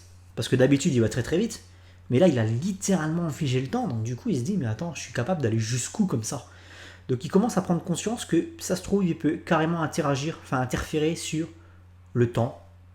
Peut-être qu'il pourrait revenir dans le temps, s'il allait encore plus vite. Tu vois, c'est une idée qui commence à mûrir dans sa tête. Donc pour l'instant on est sur Flash premier film, j'ai pas envie de mettre des voyages dans le temps et tout, c'est trop tôt. Pour l'instant, juste un Flash qui va extrêmement vite, au point où il est capable d'arrêter le temps, ça me suffit. Et puis forcément, il se dit que putain, si j'arrivais à retourner dans le temps, je pourrais peut-être empêcher le meurtre de ma mère, ou alors juste revenir sur place, voir ce qui s'est passé ce jour-là. Donc c'est pour ça que c'est une idée qui le taraude. Voilà pour le film Flash. Prochain film. Celui-là, il a été beaucoup plus facile pour moi à écrire, parce que là, pour le coup, je me suis clairement inspiré d'un bouquin qui existe déjà. Et en plus de ça, je pense qu'en termes de réalisation, ce serait plus simple à faire de tous ceux que je vous ai cités. C'est un film Green Arrow. Voilà, film Green Arrow. Le film commence avec le jeune milliardaire Oliver Queen, fils du PDG de Queen Industries, qui fait la fête à bord de son yacht de luxe en plein milieu de l'océan Pacifique. Donc on imagine, c'est la nuit, il est sur son yacht, il y a 200, 250 invités, c'est vraiment le gros yacht. Et lui, il est là au milieu, il fume ses pétards, il sniffe ses rails de coke, il boit ses bouteilles de cognac à 300 balles la bouteille, enfin voilà. Il fait tout ce que ferait un jeune petit con de fils de riche. Une nuit, donc sur ce yacht, perdu en plein milieu de l'océan, on est dans le Pacifique. Une nuit, alors que l'alcool coule à flot et qu'une tempête tropicale se dessine à l'horizon, et semble inévitable, le bateau se fait attaquer par d'hideuses créatures palmées, carnivores, qui jaillissent littéralement de la mer. Donc là, on a une séquence où tu vois le yacht qui est perdu et on peut imaginer un plan de caméra avec le yacht, les vagues qui commencent à être de plus en plus hautes, la fête qui bat son plein à l'intérieur du yacht, une musique qui commence à être très lugubre en fond, tu vois, pour contraster avec l'ambiance festive du bateau, et au loin, des nuages noirs, des rideaux de pluie, des éclairs qui zèbrent le ciel. On se dit, oh putain, c'est très imagé, hein. Ça veut dire qu'en très gros, Oliver Queen est en train tranquillement de se diriger vers quelque chose de très très sombre. Ça, c'est très imagé. Et au même moment, de partout, jaillissent tout autour du bateau des dizaines de créatures de 2 mètres de haut, carnivores, avec des dents, enfin des monstres, des vrais monstres, qui viennent de l'océan. Vous avez compris qu'il s'agit des créatures de la fosse, qui sont généralement liées à l'univers d'Aquaman. C'est un massacre. Les invités qui sont tous bourrés ou défoncés, ils se font décapiter, ils se font dévorer, c'est un massacre. Le film, dès le début, prend des airs de survival horror. Je veux, c'est ce bateau à la dérive, qui se fait attaquer par des bestioles comme ça, des créatures de la fosse qu'on a vu dans Aquaman, qu'on a vu dans le New 52 Aquaman, qui arrivent et qui font un massacre. C'est vraiment, c'est un film d'horreur. Tu vois, je veux ce truc, quoi. Ça peut être épique. Et forcément, Oliver Queen, on se rend compte que c'est pas vraiment celui qu'on a cru qu'il était au début du film, c'est-à-dire qu'il a beau être un jeune prétentieux fils de milliardaire qui sniffe ses rails de coke et qui boit son cognac cher. Là, dans la panique, il essaye d'aider les gens. Tu vois, il essaie de protéger, d'aider les gens, de leur dire venez avec moi, je sais où se trouvent les canaux de sauvetage, je sais pas, tu vois, enfin voilà, la radio pour appeler de l'aide. Voilà, on voit que tout de suite, il a quand même un côté un petit peu héroïque, tu vois, ce Oliver Queen. Le problème, c'est que rien n'y fait, hein. Qu'est-ce que tu veux faire contre des bestioles comme ça? Tout le monde se fait massacrer. Bam. Tout le monde sauf une dizaine de survivants et Oliver Queen en personne qui lui parvient à aller jusqu'à un canot de sauvetage et il parvient à détacher le canot de sauvetage. C'est complètement inconsidéré de faire ça parce qu'il va se retrouver en plein milieu de l'océan, en plein milieu d'une tempête, parce que là, la tempête, ça y est, elle s'est abattue sur le bateau, hein, le temps est passé, quelques minutes se sont écoulées, donc du coup, forcément, la tempête, elle fait rage. Donc non seulement il y a les créatures à gérer, mais en plus de ça, il y a la tempête. Et là, c'est complètement inconsidéré de sa part, mais Oliver Queen, il a un tempérament très fougueux, et il se dit, de toute manière, ce bateau, ça va être ma pierre tombale si j'y reste. Donc, hop, il se détache dans un canot de sauvetage, et il a essayé de faire venir des gens avec lui, de pas être tout seul, tu vois, il n'est pas égoïste. Le problème, c'est que c'est le bordel, tout le monde est en train de mourir. Donc il s'enfuit avec son canot, il se détache, et là, son canot part littéralement à la dérive avec lui à bord. Et dans le yacht, c'est toujours le massacre. Les créatures se repaissent de leurs victimes et ne prêtent pas attention à Oliver, qui parvient à s'éloigner du yacht à la dérive, perdu dans la tempête. D'un seul coup, une autre forme jaillit de l'eau et atterrit sur le pont. Une deuxième forme. Et là, on se rend compte qu'il s'agit d'Arthur Curry et de Mera. Arthur Curry et Mera qui sont, voilà, ils ont conscience de ce qui se passe dans les océans du monde entier, hein, étant donné qu'il est quand même roi d'Atlantide et elle reine. Et du coup, ils sont venus à la rescousse, un peu trop tard, il a fallu qu'ils parcourent des kilomètres et des kilomètres. Mais voilà, ils sont venus à la rescousse de ce bateau en perdition. Et ils arrivent un peu trop tard, il y a déjà beaucoup de morts. Il y a toujours une dizaine de personnes qui sont encore en vie. Et Arthur et Mera grâce à ses pouvoirs aquatiques, et Arthur grâce à son trident, mènent un combat acharné pour repousser les créatures de la fosse à bord du bateau. Ils y arrivent, Arthur Curry gagne, c'est quand même Aquaman. Le bateau Arthur se dirige dans la cale et il appelle les renforts grâce à la radio, et il appelle les secours. Donc tu as un bateau de secours qui arrive, enfin voilà, tout se règle bien, tout se finit bien, à part pour la centaine de cadavres qu'il y a dans le bateau, mais tout se finit bien pour les survivants. Et personne ne se rend compte qu'Oliver Queen n'est plus là, parce qu'en fait il y a tellement de morts que tu te dis que Oliver Queen il est peut-être mort 3 étages plus bas dans le bateau, ou il est peut-être tombé à l'eau. Et du coup, alors Arthur, ce qu'il fait quand même par acquis de conscience, étant donné que c'est quand même un super héros, Arthur, ce qu'il fait, c'est qu'il va demander à une vingtaine de dauphins, grâce à son don télépathique, il va demander à une vingtaine de dauphins de nager dans les environs du bateau afin de voir s'il n'y a pas des gens qui sont tombés du bateau et qui sont en train de se noyer. Donc tu vois, Arthur, il va quand même faire ça pour essayer de sécuriser la zone. Mais voilà, il trouve personne. L'autre, dans son canot, Oliver Queen, il est déjà à des dizaines et des dizaines de miles, parce qu'avec la tempête, bah forcément, il a la dérive, quoi. Et donc la nuit tombe, et lorsque Arthur se réveille, ben, il se rend compte que son canot a chaviré et se retrouve sur une plage. Donc là, il est sur une île déserte, enfin qui semble déserte. Et Arthur Curry, à ce moment-là, ne connaît pas Oliver Queen, pas forcément. De nom peut-être, mais c'est tout. Il ne sait pas à quoi il ressemble. Les invités pensent, eux, dans la panique, que bah, forcément, bah, soit il est tombé à l'eau, soit il s'est fait dévorer, tous les corps n'ont pas été autopsiés ni identifiés.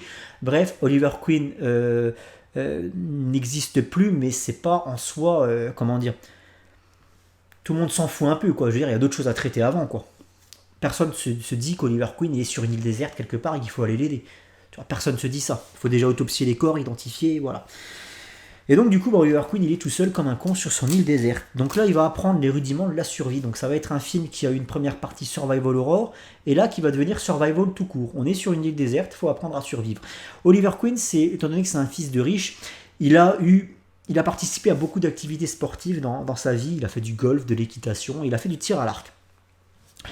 Et le tir à l'arc, ça a toujours été son kiff. C'est-à-dire qu'il était même très très doué. Il gagnait plein de compétitions, il était toujours très doué au tir à l'arc. Donc il se dit, il faut que je chasse pour me nourrir. Donc il pense tout de suite à un arc. Donc il se fait un arc, c'est assez facile à faire en plus. Enfin voilà, petite séquence de Robinson Crusoe. Et un jour, il tombe nez à nez avec une espèce d'indigène, une autochtone de l'île apparemment, qui ne parle pas du tout sa langue. Et en fait, il va se rendre compte que il existe une population indigène sur cette île qui a été réduite en esclavage par un groupuscule de criminels, des trafiquants de drogue. Parce qu'en fait, sur cette île, il y a des plantations de coca. Coca pour la cocaïne. Des plantations voilà, de coca. Et du coup, les trafiquants de drogue, ils ont réduit les populations indigènes de cette île en esclavage pour travailler dans les champs. Et pour participer au trafic, à la création de cocaïne et au trafic international. C'est un gang qui est très important, et ce gang, on apprend qu'il travaille pour un certain Black Mask, c'est tout ce qu'on sait. Voilà. Forcément, l'identité de Black Mask n'est pas dévoilée, parce que les mecs qui sous-traitent pour le trafic de drogue, qui travaillent pour lui, ils savent juste qu'il se fait appeler Black Mask. Voilà. Oliver Queen, il entend ça un jour quand il espionne de trafiquants, il est dans un arbre, il a 2 gardes comme ça qui ont des kalachnikovs et qui surveillent les esclaves en train de travailler dans les champs, et il entend que le patron va pas être content, Black Mask, machin, voilà, il entend le nom. Donc c'est un nom qu'il va retenir, Black Mask. Et donc, Oliver Queen, il va prendre conscience qu'il y a des gens extrêmement pauvres, que les indigènes, même si sans le côté esclavage exploité, tout ça, à la base, c'est quand même des gens qui étaient pauvres. Et donc, il se rend compte qu'il y a des gens qui sont pauvres sur Terre, parce que lui, c'était un fils de riche parvenu, donc voilà, il se rendait pas compte de plein de choses à ce niveau-là, et du coup, il va avoir de la compassion pour ces gens-là. Et il va se dire, attends, il y a des hommes blancs qui sont en train de profiter de ces pauvres personnes, ces pauvres gens, je vais les aider. Je vais aider les indigènes à se débarrasser de cette vermine, qui en plus de ça produit de la drogue, destinée au continent américain, et au trafic de Black Mask. Donc son côté gauchiste, parce que Oliver Queen, c'est un héros qui est gauchiste, c'est-à-dire qu'il prend toujours parti pour les pauvres, plutôt que pour les riches. Voilà, c'est pour ça que je dis gauchiste. Hein. C'est un personnage qui est extrêmement politisé. Green Arrow. Et donc du coup, il va se dresser contre les criminels, contre les trafiquants. Il va essayer de faire soulever la population de l'île indigène. Il va créer une espèce d'émeute, une espèce de révolution, quoi. Et il va faire comme son héros d'enfance. il va créer son propre repère de Sherwood. Voilà, parce que son héros d'enfance, c'est Robin des Bois, Oliver Queen. Il a une passion pour Robin des Bois, étant donné qu'en plus c'est un archer lui aussi, et qu'il adore le tir à l'arc. Et donc, en plein milieu de la jungle, il va créer une espèce de QG, de quartier général, il va appeler ça Sherwood, en référence à Robin des Bois, et c'est là où les indigènes qui ont envie de se révolter viennent l'aider. C'est la forêt de Sherwood, version DC Comics. Et donc forcément, il va arriver à renverser le trafic et à chasser les trafiquants de cette île. Donc là, on imagine une séquence assez sympa, séquence finale d'action époustouflante. Là, ça serait vraiment pour le coup le troisième acte, le dernier acte, ce serait un gros film d'action bien bourrin, genre Rambo. Tu vois, genre le mec, il est torse nu. Alors forcément, il s'est créé aussi avec les feuillages de la jungle, afin de se dissimuler aux yeux de ses ennemis, afin de passer inaperçu. Il s'est créé un costume façon camouflage, donc costume qui est vert, parce que c'est fait avec des feuillages, machin. Donc, c'est un archer en vert. Voilà, tu comprends le délire, tu vois, tu comprends pourquoi est-ce qu'après, il devient Green Arrow. Et donc voilà, il va réussir à chasser les trafiquants de l'île, aidé par les indigènes qui ont décidé de le rejoindre. Bref, grâce à une radio trouvée dans le repère des trafiquants, il parvient à sortir de l'île, quoi. Il parvient à appeler des secours, machin et tout. Donc du coup, Oliver Queen est enfin retrouvé. Et il revient à Starling City, je crois que ça s'appelle Starling City, ça a été abrégé Star City. Il revient à Star City, qui est sa ville originale, celle où il y a le Queen Industries, l'entreprise de son père. Il revient donc à Star City et il devient Green Arrow. À chaque fin de phase, on termine avec un film Justice League, vous le savez. Le premier s'appelait Justice League, j'ai oublié le nom, Trinity, parce qu'il n'y avait que les 3 premiers membres de la Justice League qui étaient réunis. Batman, Superman, Wonder Woman. Dans le deuxième film, on avait Arthur Curry, donc, qui avait été intégré à la GL à la fin du premier film, Justice League. Dans le deuxième film, on avait 4 membres, donc les 3 premiers plus Aquaman. Le deuxième film s'appelait Justice League Humanity, puisqu'on voyait la Justice League qui essayait de résoudre les problèmes de la Terre au quotidien. Il n'y avait pas de réelle menace, il n'y avait pas de super vilain dans ce film. C'est pour ça que le film s'appelait Justice League Humanity. Et je veux rester dans ce délire de donner un sous-titre à la fin de chaque Justice League. Celui-ci s'appellera Justice League Unity. Batman, qui vient d'affronter la bioterroriste Pamela Isley, donc Poison Ivy. Et je dis, il vient de l'affronter, c'est-à-dire que le film s'ouvre, le combat est déjà terminé.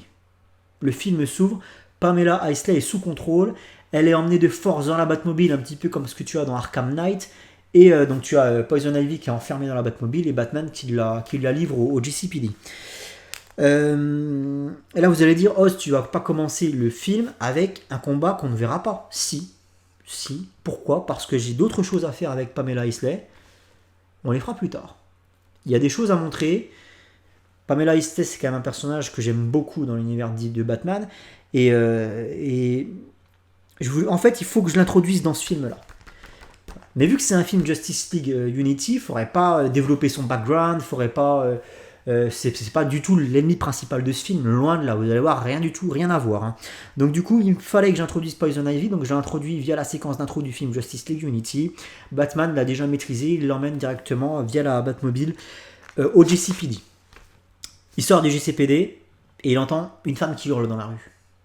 Grappin. Il va sur une gargouille et regarde ce qui se passe. Une personne qui est tombée raide morte en plein milieu de la rue de Gotham, d'une rue à Gotham, on est en pleine nuit. Hein. Donc il y a quand même des passants, hein, il y a quand même des piétons la nuit. Hein. C'est quand même Gotham, c'est comme New York, hein, la ville ne dort jamais comme on dit. Bref, et une femme qui a vu un passant s'effondrer devant elle et qui hurle. C'est ça que Batman a entendu.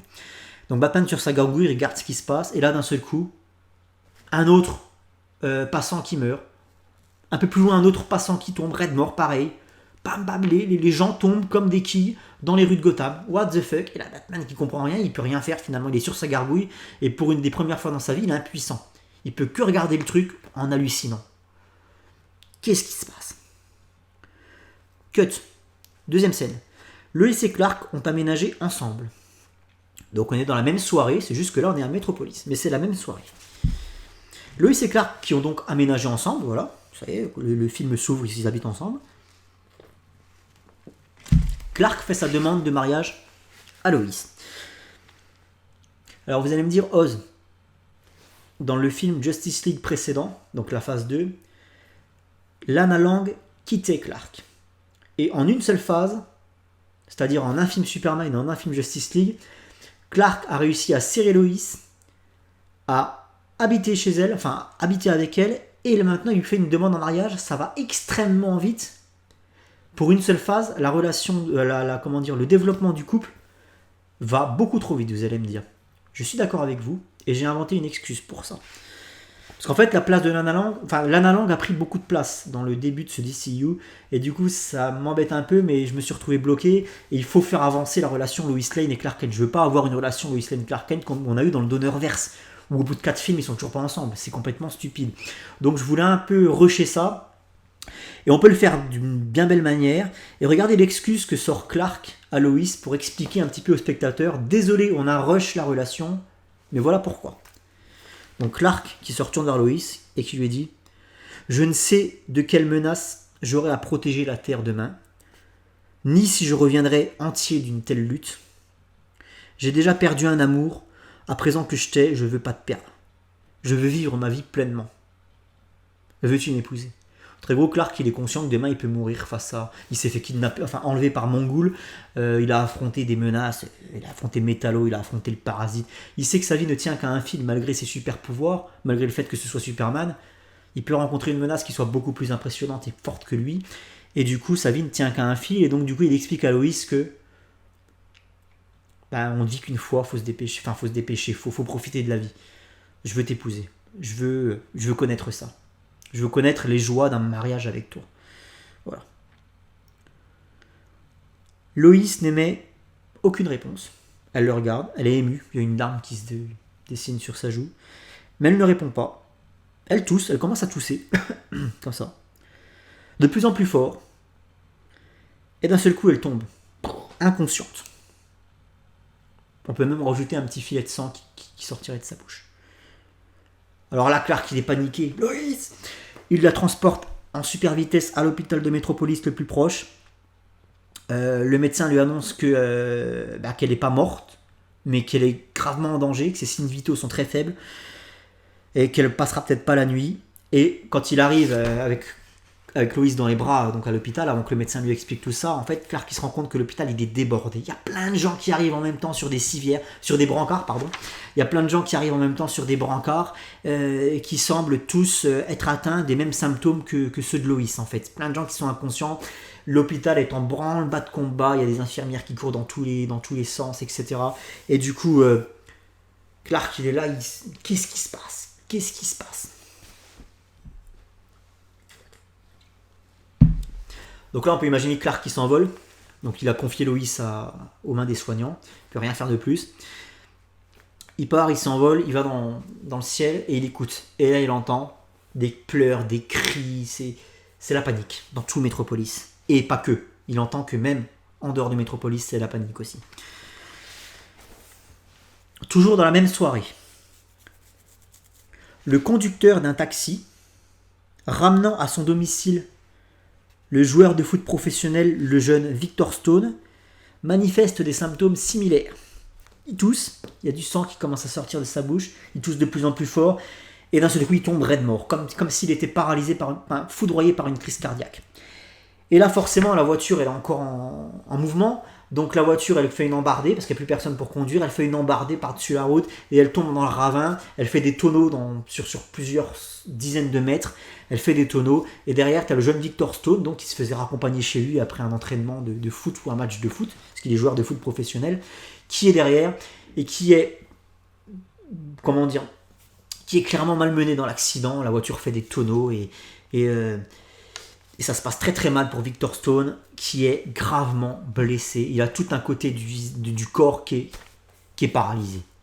Tout le côté gauche du corps est paralysé. Visage jusqu'aux pieds. Voilà. Introduction de Victor Stone. Ça, c'est fait. Alors, Superman convoque un conseil d'urgence au Hall of Justice, le QG de la Justice League, entre les membres de la Justice League. Une épidémie étrange et meurtrière est en train de décimer la population mondiale. Parce que Superman, il est parti dans l'espace voir ce qui se passait, sonder la Terre, et il a vu que partout dans le monde, c'était pareil. Les gens tombent par dizaines dans les rues, par centaines. Épidémie mondiale de grande envergure, la Terre n'a jamais connu ça. C'est pire que la peste, que la peste à l'époque du Moyen-Âge, c'est un nouveau fléau qui semble ravager la surface de la planète. La panique court sur toute la surface du globe. Certains pays menacent de bombarder les pays voisins susceptibles d'abriter le virus. Superman parcourt les cieux et t'as plein de pays qui envoient des avions de chasse pour bombarder les pays voisins parce qu'ils ont appris qu'il y avait déjà que l'épidémie était en train de les entourer petit à petit, donc ils envoient bombarder les autres pays afin de détruire et de canaliser, de maîtriser le virus. Et donc Superman, il parcourt l'intégralité des cieux tout autour de la planète et il enlève les missiles des avions de chasse, les bombes. Voilà, il veut éviter un conflit mondial. Donc Superman fait son boulot. Arthur Curry semble réticent à l'idée de prêter main forte avec Mera enceinte. Voilà, Mera est tombée enceinte. Et donc du coup, lui, il est dans une posture de je vais être papa, ma femme va pas très bien, elle est enceinte, faut que je veille sur elle. Le royaume d'Atlantide a d'autres problèmes aussi à gérer. Je suis roi d'Atlantide. Vos problèmes de surface, ça vous regarde que vous, ça ne me regarde pas moi. Tu vois, Arthur, il est un peu dans cet état d'esprit un peu égoïste finalement. L'épidémie ne semble pas attaquer les fonds marins Atlantide. Il se dit que c'est des problèmes de surfaciens. Donc il y a des tensions qui commencent à se créer au sein de la Justice League. Des grosses tensions, en contradiction avec le titre du film. Batman qui se prend la tête avec Arthur, Wonder Woman qui en rajoute une couche. Moi, je suis une Amazon, je pourrais aussi dire que c'est pas mon problème, mais le problème des humains, c'est mon problème parce que je fais partie de la Justice League. Donc Arthur, prends-en de la graine. T'es peut-être un Atlante, mais t'es un membre de la Justice League avant tout, tu fais partie de cette planète. Bref, ça se prend la tête. Arthur, rien à foutre, j'ai des problèmes à gérer, ma femme est enceinte, elle va pas bien. Il retourne dans l'océan. Niquez vos mères. Bon, il dit pas ça comme ça, mais... c'est le chaos. Partout dans le monde entier, il y a des émeutes, il y a des révolutions, il y a des gens qui cassent les vitrines pour aller... Il y a du pillage, il y a des meurtres gratuits dans la rue. C'est la panique, c'est le chaos, le monde est en train de mourir. Parce qu'il y a énormément de morts à la seconde, partout, des centaines de millions de morts partout dans le monde à la seconde, et tu sais pas qui sera le prochain. Le gouvernement américain s'avoue vaincu, sur un plan idéologique. L'anarchie est en train de s'installer partout dans le monde, donc le gouvernement américain, il décide enfin de s'allier à la Justice League. Tu vois, il faut arrêter les conneries, on a besoin de la Justice League plus que jamais, et il faut qu'on les aide. Donc le gouvernement américain enterre enfin la hache de guerre avec la Justice League, car la survie de l'humanité entière est en jeu. Lex Luthor est contacté par téléphone, donc on voit Lex Luthor qui est à son bureau, en haut de sa tour d'ivoire, tu sais. Il reçoit un coup de fil. On imagine qu'à l'autre bout du fil, c'est quelqu'un d'extrêmement important, qui fait partie probablement du gouvernement, et il a pour ordre immédiat de mettre un terme au projet Ultimate 17. Lex Luthor dit que c'est hors de question, que le projet est déjà bien trop avancé pour y mettre un terme. Il se fait engueuler, il raccroche le téléphone et il est furieux. Lex Luthor, il renverse son bureau, il insulte son interlocuteur, bien que il ait raccroché le téléphone, mais il l'insulte. Il est furieux, Lex Luthor. Il doit mettre fin au projet Ultimate 17. C'est tout ce que j'ai à vous dire à ce sujet-là, on en verra plus tard. On verra la suite plus tard. Wonder Woman et Superman tentent de maîtriser les populations mondiales. C'est-à-dire, pendant que Batman il est dans sa Batcave et il est en train d'essayer de trouver un remède, non pas pour contrer les virus, en fait, il faut savoir que Batman il a isolé un corps qui était un corps mort d'une personne qui a été tuée par le virus. Et il l'a analysé dans sa Batcave façon Batman et il s'est rendu compte que le virus il était pas identifiable. Il n'était pas identifiable. Et il a juste pu déduire les symptômes qui avaient fini par emporter la personne.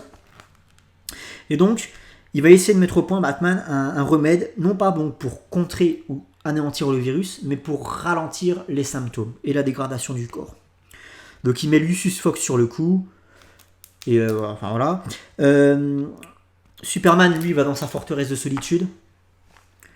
Très rapidement, il va consulter les archives kryptoniennes que Jor-El a laissées un peu partout dans la forteresse. Donc c'est des archives holographiques, c'est pas des bouquins, on est dans la forteresse de solitude. Rien n'y fait. C'est-à-dire que même la connaissance kryptonienne, qui est censée être une des connaissances les plus évoluées de tout l'univers, même la connaissance kryptonienne ne connaît pas ce virus. Voilà. Il n'y a rien dans les archives, que dalle. Qu'est-ce que c'est que ce virus?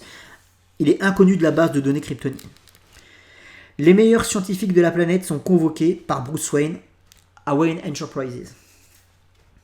Victor Fries, Ray Palmer, Kirk Langstrom, Lex Luthor, Thomas Elliott et d'autres venus des quatre coins de la planète. C'est-à-dire qu'il n'y a pas que les Américains, il y a des Japonais, il y a des Chinois, il y a des Français, enfin voilà. Grosse réunion des meilleurs scientifiques de la planète. Et donc là, ça permet d'introduire comme ça rapidement, ni vu ni connu, Victor Fries, Ray Palmer, Kirk Langstrom, le Man-Bat. Enfin, tu vois, t'introduis des petits personnages comme ça, ni vu ni connu. Pas besoin de faire des films sur eux pour savoir qui c'est. Hop, ils ont été introduits dans tel film, on pourra peut-être les utiliser plus tard. Tu vois, c'est... Bref. Le but, c'est de mettre au point... Enfin, ils y arrivent. Voilà. La rencontre de tous ces scientifiques, elle porte ses fruits. Alors, pas dans l'immédiat, pas dans l'heure, hein, mais 2-3 jours. Elle porte ses fruits parce que les mecs, ensemble, ils vont se concerter et ils vont réussir à trouver un remède avec l'aide de Bruce Wayne. Ils vont réussir à trouver un remède qui permet de ralentir les symptômes du virus. Mais toujours pas de tuer le virus, parce qu'on ne sait pas ce que c'est ce virus, donc on n'arrive pas à le neutraliser, on n'arrive pas à l'isoler et à le tuer. Donc, au moins un remède pour ralentir les symptômes, pour ralentir les décès. Ça, c'est mis au point. Le problème, c'est que y a des centaines de millions de morts à travers le monde. Ça va extrêmement vite. Si rien n'est fait dans la semaine, il n'y aura plus personne sur Terre. On en est là. Donc du coup, il faut aller très très vite pour distribuer il faut créer les vaccins, il faut créer les remèdes, il faut les mettre en pratique et il faut les distribuer aux quatre coins de la planète. Wayne Enterprises et LexCorp, bien que LexCorp ait été privé dans le premier film Superman, je crois, de sa filière scientifique, LexCorp, c'est pas que le scientifique, c'est autre chose, c'est des projets immobiliers, c'est autre chose. LexCorp, il n'y a pas que la côté science. Mais voilà, Wayne Enterprises et LexCorp, et également Queen Industries, unissent leurs forces et leurs dons, leur thunes, leur fric, leurs fonds, pour produire le vaccin à une échelle mondiale. Voilà, donc on crée des laboratoires et on crée ça, ça devient une usine et on crée le vaccin à tour de bras. Il faut en envoyer partout dans le monde. C'est un vaccin qui peut permettre d'empêcher des morts et de les ralentir en tout cas. Le problème, c'est qu'il faut le distribuer, le vaccin. Et c'est un autre problème. Comment distribuer le plus rapidement possible le remède dans l'intégralité du globe? Wonder Woman lance à Superman: malgré ta super vitesse, tu n'y parviendras pas seul.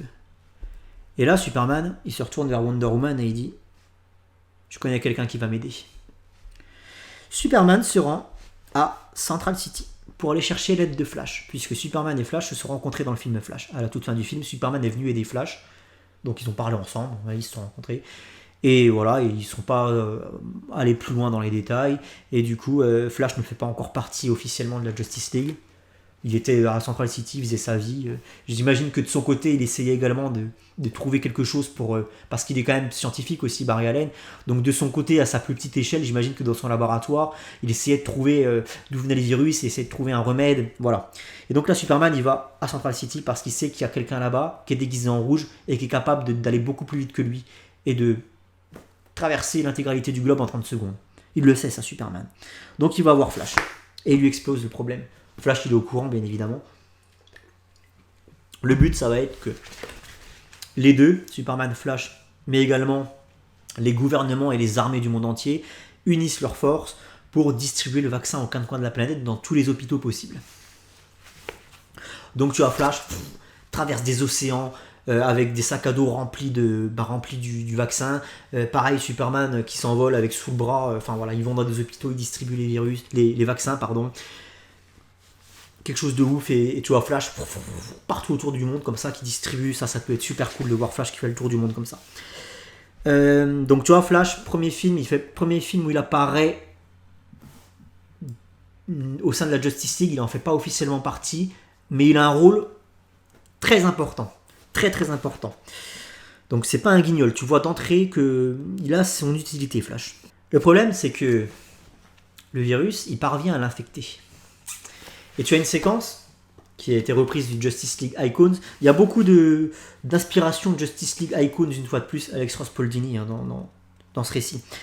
Une fois de plus, t'as Flash qui traverse le Pacifique, en courant au-dessus, là. Ça, c'est tellement classe aussi. Et d'un seul coup, tu as le virus qui parvient à l'infecter, et là, Flash qui ralentit, commence à tousser, et là, il tombe inconscient, et il tombe au milieu de l'eau. Enfin, il tombe dans l'eau. Donc il manque de se noyer, mais heureusement, Arthur Curry est revenu sur sa décision parce qu'il il avait des remords. Il s'est dit, je peux pas les abandonner, c'est pas possible, tu vois, parce que ça reste un héros, Arthur Curry. Et il s'est dit, je peux pas jouer l'égoïste, il faut que j'aille les aider. Et il voit Flash qui se noie. Heureusement, il était là au bon moment. Arthur Curry qui sort de l'eau avec Flash dans les bras et qui va l'aider. Voilà, il l'emmène en lieu sûr. Et du coup, c'est Arthur qui prend la relève. C'est-à-dire qu'il rejoint la Justice League. Et en fait, le but d'Arthur Curry, ça va être de faire distribuer un maximum de vaccins par ses troupes Atlantes. Donc il va charger plusieurs de ses soldats d'aller un peu partout sur les côtes pour distribuer les virus. Putain, je vais y arriver, les vaccins. Donc on a eu un groupe qui était sous tension, qui a presque explosé d'ailleurs, avec Arthur Curry qui est parti. Et qui finit par se réunir. Voilà. C'est le titre du film, Unity. Et également le fait de convoquer tous les scientifiques du monde, les meilleurs scientifiques du monde, de les faire se rassembler autour d'une table pour trouver une solution rapide et efficace. Unity, l'unité, tu vois. Le gouvernement américain qui enterre la hache de guerre et qui disent à la Justice League, maintenant, on se tend mutuellement la main et on s'entraide, plutôt que de se faire à la guerre, tu vois. Parce que là, clairement, on va tous mourir. Unity. Tu as le titre du film. Bref. Terrien. Vous avez trouvé le moyen de ralentir le mal qui ronge votre monde. Moi, je vous apporte le pouvoir de le détruire. Que le Kryptonien m'accompagne. Cette voix, venue du ciel, c'est celle de Hal Jordan, qui descend en Green Lantern du secteur 2814. Superman et Hal Jordan se connaissent, puisque ils se sont rencontrés à la toute fin du film Superman 3, à Warworld. Donc Superman sait qu'il peut faire confiance à Hal Jordan. Donc Hal demande à Sup de le suivre là-haut, dans l'espace. Sup l'accompagne, et Hal Jordan lui dit maintenant, regarde la Terre. Hal Jordan, il sait ce que peut faire Superman, il a conscience des pouvoirs, des capacités de Superman, puisqu'il a un anneau qui lui dit tout. L'anneau de Green Lantern, il sait tout. Donc Hal Jordan, il sait que Superman a une vision télescopique qui permet de zoomer sur un microbe. Et là, ce qu'avait déjà essayé de faire finalement Clark Kent lorsqu'il avait Lois dans ses bras inconsciente, il avait essayé de sonder son corps pour savoir d'où venait le problème, s'il n'était pas en train de faire une crise cardiaque ou quoi. Tu sais, il a les rayons X, il a la vision télescopique pour voir s'il y a des microbes, des parasites, des machins. Et le problème, c'est que Superman, il n'a jamais vu un seul virus, un seul microbe sur tous les corps qu'il a sondés. Parce qu'il a essayé de savoir ce qui se passait, pourquoi il y avait des gens qui tombaient partout par dizaines dans les rues de Métropolis. Et il a essayé de sonder les corps, mais il voyait rien à chaque fois. Il voyait juste la personne qui était morte et les organes qui fonctionnaient plus. Enfin, voilà. Donc il s'est jamais posé plus de questions que ça. Et là, tu as le Jordan qui lui dit sonde la Terre. Et là, Superman, il lui dit mais qu'est-ce que je recherche? Et Hal lui dit tu le sauras quand tu le trouveras.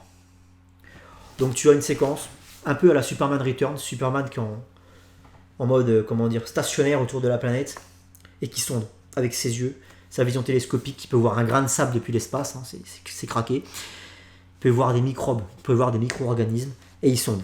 Ça prend une plombe, ça prend énormément de temps, mais c'est la seule solution. Et d'un seul coup, au Japon, il voit un corps d'infecté qui n'est pas comme les autres. Il y a un micro-organisme qui progresse à l'intérieur de ce corps. Micro-organisme jaune. Ouais. Et là, il fonce. Il transperce la stratosphère, là, bam. il se rend au Japon, Hal Jordan le suit du coup, il arrive, il se penche au-dessus du corps, qui est dans la rue, dans une ville au Japon. Superman se penche au-dessus du corps, vision donc télescopique, vision rayon X, tout ça mélangé, et il voit qu'effectivement il y a un micro-organisme, le virus, il est là. Il est là, il est unique, il est solitaire, mais il est là, il est dans ce corps présent. Et Superman commence à comprendre que le virus, il est solitaire, il est unique. Et qu'en fait, il se propage d'un corps à l'autre. Alors, il y a des organismes qui sont plus résistants que d'autres. C'est-à-dire que, par exemple, une Lois Lane, elle n'est pas forcément morte parce que son organisme a réussi à lutter, entre guillemets, contre le virus. Elle est dans de sales draps, clairement, mais elle n'est pas totalement morte. Et tu as des gens qui ont un système immunitaire un peu plus faible et qui meurent sur le coup, tu vois. C'est la nature, c'est la sélection naturelle. C'est pour ça qu'il y a une différence. Il y en a qui meurent sur le coup et il y en a qui sont encore en vie, mais qui ne vont pas tarder à mourir. Parce que, quoi qu'il arrive, le virus, il est meurtrier, il te tue. C'est juste une question de temps, voilà. Et donc, ça y est, Superman, il se rend compte que le virus, il est dans le corps, là. Il est là. Il est tout seul. Et il se dit, mais c'est pas possible, un si petit truc, tout seul, solitaire, qui a détruit, qui a tué des centaines de millions de gens tout autour de la planète. What the fuck? Et Hal Jordan, il lui dit, ok, très bien, écarte-toi. À notre pouvoir, t'as une espèce de filin vert qui rentre dans les narines du corps qui est infecté, du mec qui est défunt. Et là, tu vois Hal Jordan qui retire ce filin vert au bout. Donc on comprend qu'il est allé chercher quelque chose dans le corps. On comprend qu'Hal Jordan est allé chercher le virus dans le corps du défunt. Voilà. Et là, quand il ressort, donc avec son anneau, quand il ressort le virus, eh ben, on a une petite boule de volonté verte, le pouvoir de l'anneau, avec à l'intérieur, c'est une petite prison en fait, à l'intérieur tu as donc le virus, et tu as Hal Jordan qui dit « Je te tiens, Despotélis ». Voilà. Alors, par où commencer pour vous expliquer tout ça? Parce que si vous n'avez pas lu Geoff Johns Green Lantern, vous n'allez rien comprendre. Geoff Johns, dans le run de Geoff Johns, en fait, lorsque Sinestro recrute à tour de bras, partout dans l'univers, des membres pour son Sinestro Corps, il recrute des gens qui sont capables d'inspirer la peur dans le cœur des gens, dans le cœur de leurs ennemis. C'est pour ça qu'il a essayé de recruter Batman, c'est pour ça qu'il recrute Arkillo, parce qu'Arkillo c'est une espèce de monstre qui bouffe tout le monde. Enfin voilà, Sinestro il recrute des bad guys, clairement. Et ils peuvent avoir n'importe quelle forme, les bad guys des Sinestro. C'est-à-dire que tu as des monstres comme Arkillo, tu as des espèces de femmes carnivores, comme c'est le cas pour Carousel. Enfin voilà, c'est comme les Green Lantern, hein, tu as des écureuils, tu as des pieuvres, tu as des terriens comme nous. Enfin voilà, on est dans l'univers, donc du coup on peut faire ce qu'on veut. Et c'est pareil pour le corps de Sinestro, tu as absolument toutes les formes de vie extraterrestres possibles, donc du coup tu as tout et n'importe quoi. Et tu as Despotélis. Et Despotélis, sa particularité à lui, qui est donc membre du corps des Yellow Lanterns, c'est que c'est un virus extraterrestre. C'est un virus qui est, comme j'expliquais, solitaire, c'est-à-dire qu'il ne se propage pas, il ne se multiplie pas, c'est pas une bactérie, c'est un virus qui saute de corps en corps pour tuer les gens. Et il fait ça de planète en planète, il décime. Despotélis, il a la réputation dans l'univers, pas sur Terre, les gens ne savent pas, hein, mais dans l'univers, les Green Lanterns le savent, Despotélis, il est connu parce que il a détruit des dizaines et des dizaines de planètes à lui tout seul, en infectant des centaines de millions de personnes. C'est un destructeur des mondes, c'est le plus puissant de tous les Yellow Lanterns, Despotélis. Et il est microscopique, c'est un virus. Et c'est lui qui venait foutre le bordel sur Terre. Et donc Green Lantern, forcément, ils ont fini par le savoir. Et donc du coup, c'est pour ça qu'Hal Jordan se rend sur Terre. Parce qu'à partir du moment où ils savent que c'est Despotélis, après, voilà, t'as juste envoyé un Green Lantern pour l'enfermer l'autre. Et donc c'est ce qu'a fait Hal Jordan quand il a extrait le Despotélis du corps du japonais. Là. Lorsqu'il l'a extrait, il l'a enfermé dans sa petite boule verte pour pas qu'il puisse s'en sortir. Et donc là il dit à Superman, donc Superman vient de comprendre que putain c'était un tout petit truc de merde qui vient de causer une panique mondiale, mais un truc de malade. Et là t'as Hal Jordan qui lui dit, je m'occupe, attends c'est quoi, je l'ai marqué tout ça. Hop. Laisse-moi m'occuper de cette vermine. Nous autres Lanterns avons des solutions adaptées pour ce genre de problème. Et là, il repart dans l'espace avec donc Despotélis prisonnier de sa bague. Voilà. J'ai adoré l'origin story de Despotélis. C'est quelque chose que tu lis dans Geoff Johns présente Green Lantern une fois de plus. En fait, on te présente des membres importants du corps des Sinestro et on te le fait via des petites origin story d'une dizaine de pages chacune. Donc on te présente Arkillo, on te présente Amansur, on te présente Despotélis, on te présente Bedovian. Et l'histoire de Despotélis, quand j'ai lu ça, j'ai dit mais c'est génial ce truc. Je veux dire, membre du corps des Yellow Lanterns, c'est un putain de virus quoi. Et t'imagines le virus qui a une bague jaune de Sinestro. Et j'ai trouvé ça monstrueux. Et du coup, je me suis dit, faut que je couple ça. Il faut que je rassemble Despotélis avec l'arc de Paul Dini dans Justice League Icons, en fait. Dans Justice League Icons, la Justice League a affaire à un virus qui décime une partie de l'Afrique. Voilà. Et donc, j'ai repris des éléments de cette histoire-là et je l'ai couplé au fait que ce virus, dans mon histoire à moi, c'est Despotélis. Parce que ça permet de montrer à quel point les Yellow Lanterns, ils sont extrêmement destructeurs, tu vois. Et c'est un ennemi qui est original, je trouve, tu vois. On est à des années-lumière du gros monstre extraterrestre qui arrive, qui piétine des voitures, qui prend des civils, qui les balance sur les bâtiments, qui détruit des tours, tu vois. Ça, c'est cliché, et on aura de ça, il y en aura. Malheureusement, on va être obligé de passer par là. Mais c'est tellement cliché que j'ai pas envie de ça dans un film Justice League, tu vois. Je veux voir des choses beaucoup plus originales et qu'on verrait pas dans un film Avengers, par exemple. Bref, fin du film. Conférence au Hall of Justice. Étant donné que Despotélis a été isolé et dégagé, le vaccin s'est bien répandu, donc les gens ont réussi à se soigner, voilà. Donc du coup, on a réussi à contrer une bonne fois pour toutes le virus et les morts qui se propageaient. Le bilan de la population mondiale décimée s'élève à 750 millions de personnes, c'est-à-dire près d'un... On est 7 milliards sur Terre, près d'un septième, tu vois. 750 millions de personnes sont mortes sur Terre. C'est énormissime. Ça a été vraiment destructeur. Donc 750 millions de personnes sont décédées. La conférence Hall of Justice devant le monde entier, devant les caméras du monde entier, pour expliquer ce qui s'est passé. Flash est intégré officiellement à la Justice League ce jour-là. Voilà, il est présenté au monde. Superman qui dit voilà notre nouvelle recrue, Flash, vous pouvez lui faire confiance, c'est quelqu'un de bien, etc., etc. La Ligue de Justice explique devant les caméras du monde l'origine du problème. C'est Hal Jordan qui est revenu entre-temps pour la conférence, qui explique, parce qu'il c'est mieux le problème que les autres. Hein. Il est directement concerné finalement en tant que Green Lantern. C'est Hal Jordan qui se présente au monde. Il dit voilà, je suis un Green Lantern, je suis un terrien. C'est-à-dire qu'à la base, je viens de votre planète, je suis comme vous. Il explique en très gros ce que sont les Green Lanterns sans plus aller dans les détails. Il explique d'où venait cette menace qui s'appelle Despotélis. À présent, Despotélis est retenu prisonnier sur Mogo. QG, donc de nouveau QG des Green Lanterns et des Gardiens. Green Lantern qui fait un discours à la foule donc. Terrien, vous ne me connaissez pas, mais si je me suis allié en séjour à ces super-héros qui m'entourent aujourd'hui, c'est uniquement dans votre intérêt. Sachez seulement que je suis l'un des vôtres et que vous êtes sous la protection du corps des Green Lanterns. Et que nous ne vous abandonnerons jamais. Voilà, Nanini les violons.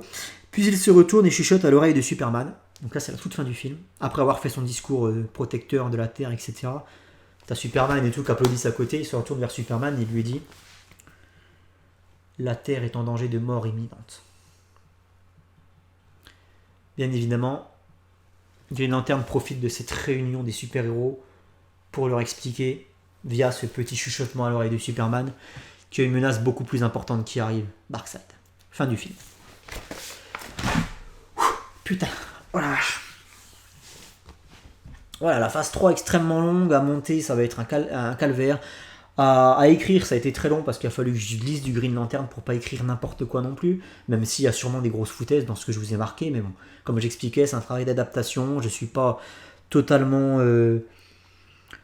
comment dire, je suis pas du tout spécialiste de l'univers des Green Lantern, donc j'essaie de faire avec les armes que j'ai. Dites-moi ce que vous en pensez. Cette phase 3, voilà, extrêmement... Il y a des menaces de plus en plus importantes. Vous voyez, ça allait crescendo tout du long. Et là, on finit sur Despotélis. Enfin voilà. le but, c'est aussi de montrer aux spectateurs qui ne connaissent pas forcément l'univers des Green Lantern que les Green Lantern, les Yellow Lantern, donc les méchants, le corps de Sinestro, ils sont pas là pour rigoler, tu vois. Ça fait partie des super vilains les plus puissants de l'univers d'ici, donc il faut leur laisser une place très importante dans cet univers. Et il y a Darkseid qui est la menace principale qui arrive tranquille. J'aurais pu également faire une menace plus grosse que Darkseid, parce qu'en menace plus grosse que Darkseid, il y a l'Anti-Monitor. Le problème, c'est que qui dit Anti-Monitor dit... Le Anti-Monitor, pour moi, c'est un ennemi qui est one-shot. Qui est one-shot dans le sens où... En fait, l'Anti-Monitor est one-shot comme Doomsday est one-shot. C'est-à-dire que Doomsday, il a été créé pour tuer Superman. C'est tout. Je vois pas l'intérêt de faire un film Superman ou une série Superman ou un dessin animé ou un jeu Superman où tu aurais Doomsday qui ne sert pas à tuer Superman. Ça n'a aucun sens. C'est le but premier du personnage qui est Doomsday. Anti-Monitor, son but premier, c'est Crisis on Infinite Earth. Et moi, j'ai pas du tout envie de partir dans le délire du multivers, mais alors clairement pas. C'est pour ça que j'ai pas choisi comme menace suprême à l'univers l'Anti-Monitor. Et je suis allé juste au cran en dessous, Darkseid, voilà. C'est-à-dire que dans la hiérarchie des super vilains, l'Anti-Monitor, c'est le suprême, c'est celui qui est tout au-dessus, et juste en dessous, t'as Darkseid. Et après, je dirais que t'as Sinestro, parce que c'est quand même violent, Sinestro. C'est quand même Sinestro, quand il a son corps derrière lui, c'est quand même la violence. Donc, tu vois, c'est pour ça, on fait... bien évidemment, Darkseid, je le réserve pour la toute fin, vous l'avez compris. Et donc, entre-temps, hop, Sinestro, le corps des Yellow Lantern, et voilà. On arrive sur la phase 4, qui va me demander pas mal de temps de préparation, j'imagine, d'écriture, de réflexion, de lecture, et également de montage, voilà. J'ai déjà songé à des choses que je voulais implanter dans la phase 4, mais ça devient compliqué parce que là, plus il y a de phases et plus il faut que je traite avec ce qui a déjà été fait dans le passé. Je suis tout seul pour faire ça, hein, donc c'est pour ça que ça me fait rigoler, tu vois, quand je vois les mecs chez Warner Bros qui ils doivent être, je sais pas combien, une cinquantaine, tu sais, sur les films, à échanger des idées et tout, et les mecs remarquent pas leurs incohérences. Les mecs, il y a aucun moment, il y en a un qui s'est dit faire mourir Superman dans le deuxième film, c'est peut-être une connerie, tu vois. C'est pour ça me fait marrer, tu vois. Je me dis, mais comment, quand tu es nombreux sur un projet, parce que là, vous allez me dire, oh, ça c'est incohérent, ça va pas. Et donc tu peux le corriger, et si jamais tu présentes le projet final, tu as affiné le truc, tu vois, avec des regards extérieurs qui t'ont permis d'affiner, de corriger certains points, etc. Là, je suis tout seul pour le faire, tu vois. Donc, il y a sûrement des grosses incohérences dans ce que j'ai écrit, attention. Et du coup, moi, ça me fait marrer quand je vois les professionnels qui font ça, ils font ça n'importe comment. Enfin, voilà.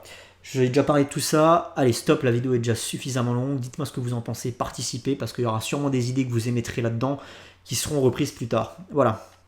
Il y aura plus que 4 phases, du coup, parce qu'en 4 phases, je ne pourrais pas faire tout ce que je veux faire. Il y aura une après phase 4. Sans trop vous spoil, la phase 4, ça va marquer le clash Darkseid. Mais il y aura une après phase 4, parce qu'il y a d'autres choses à faire encore. Ciao les amis.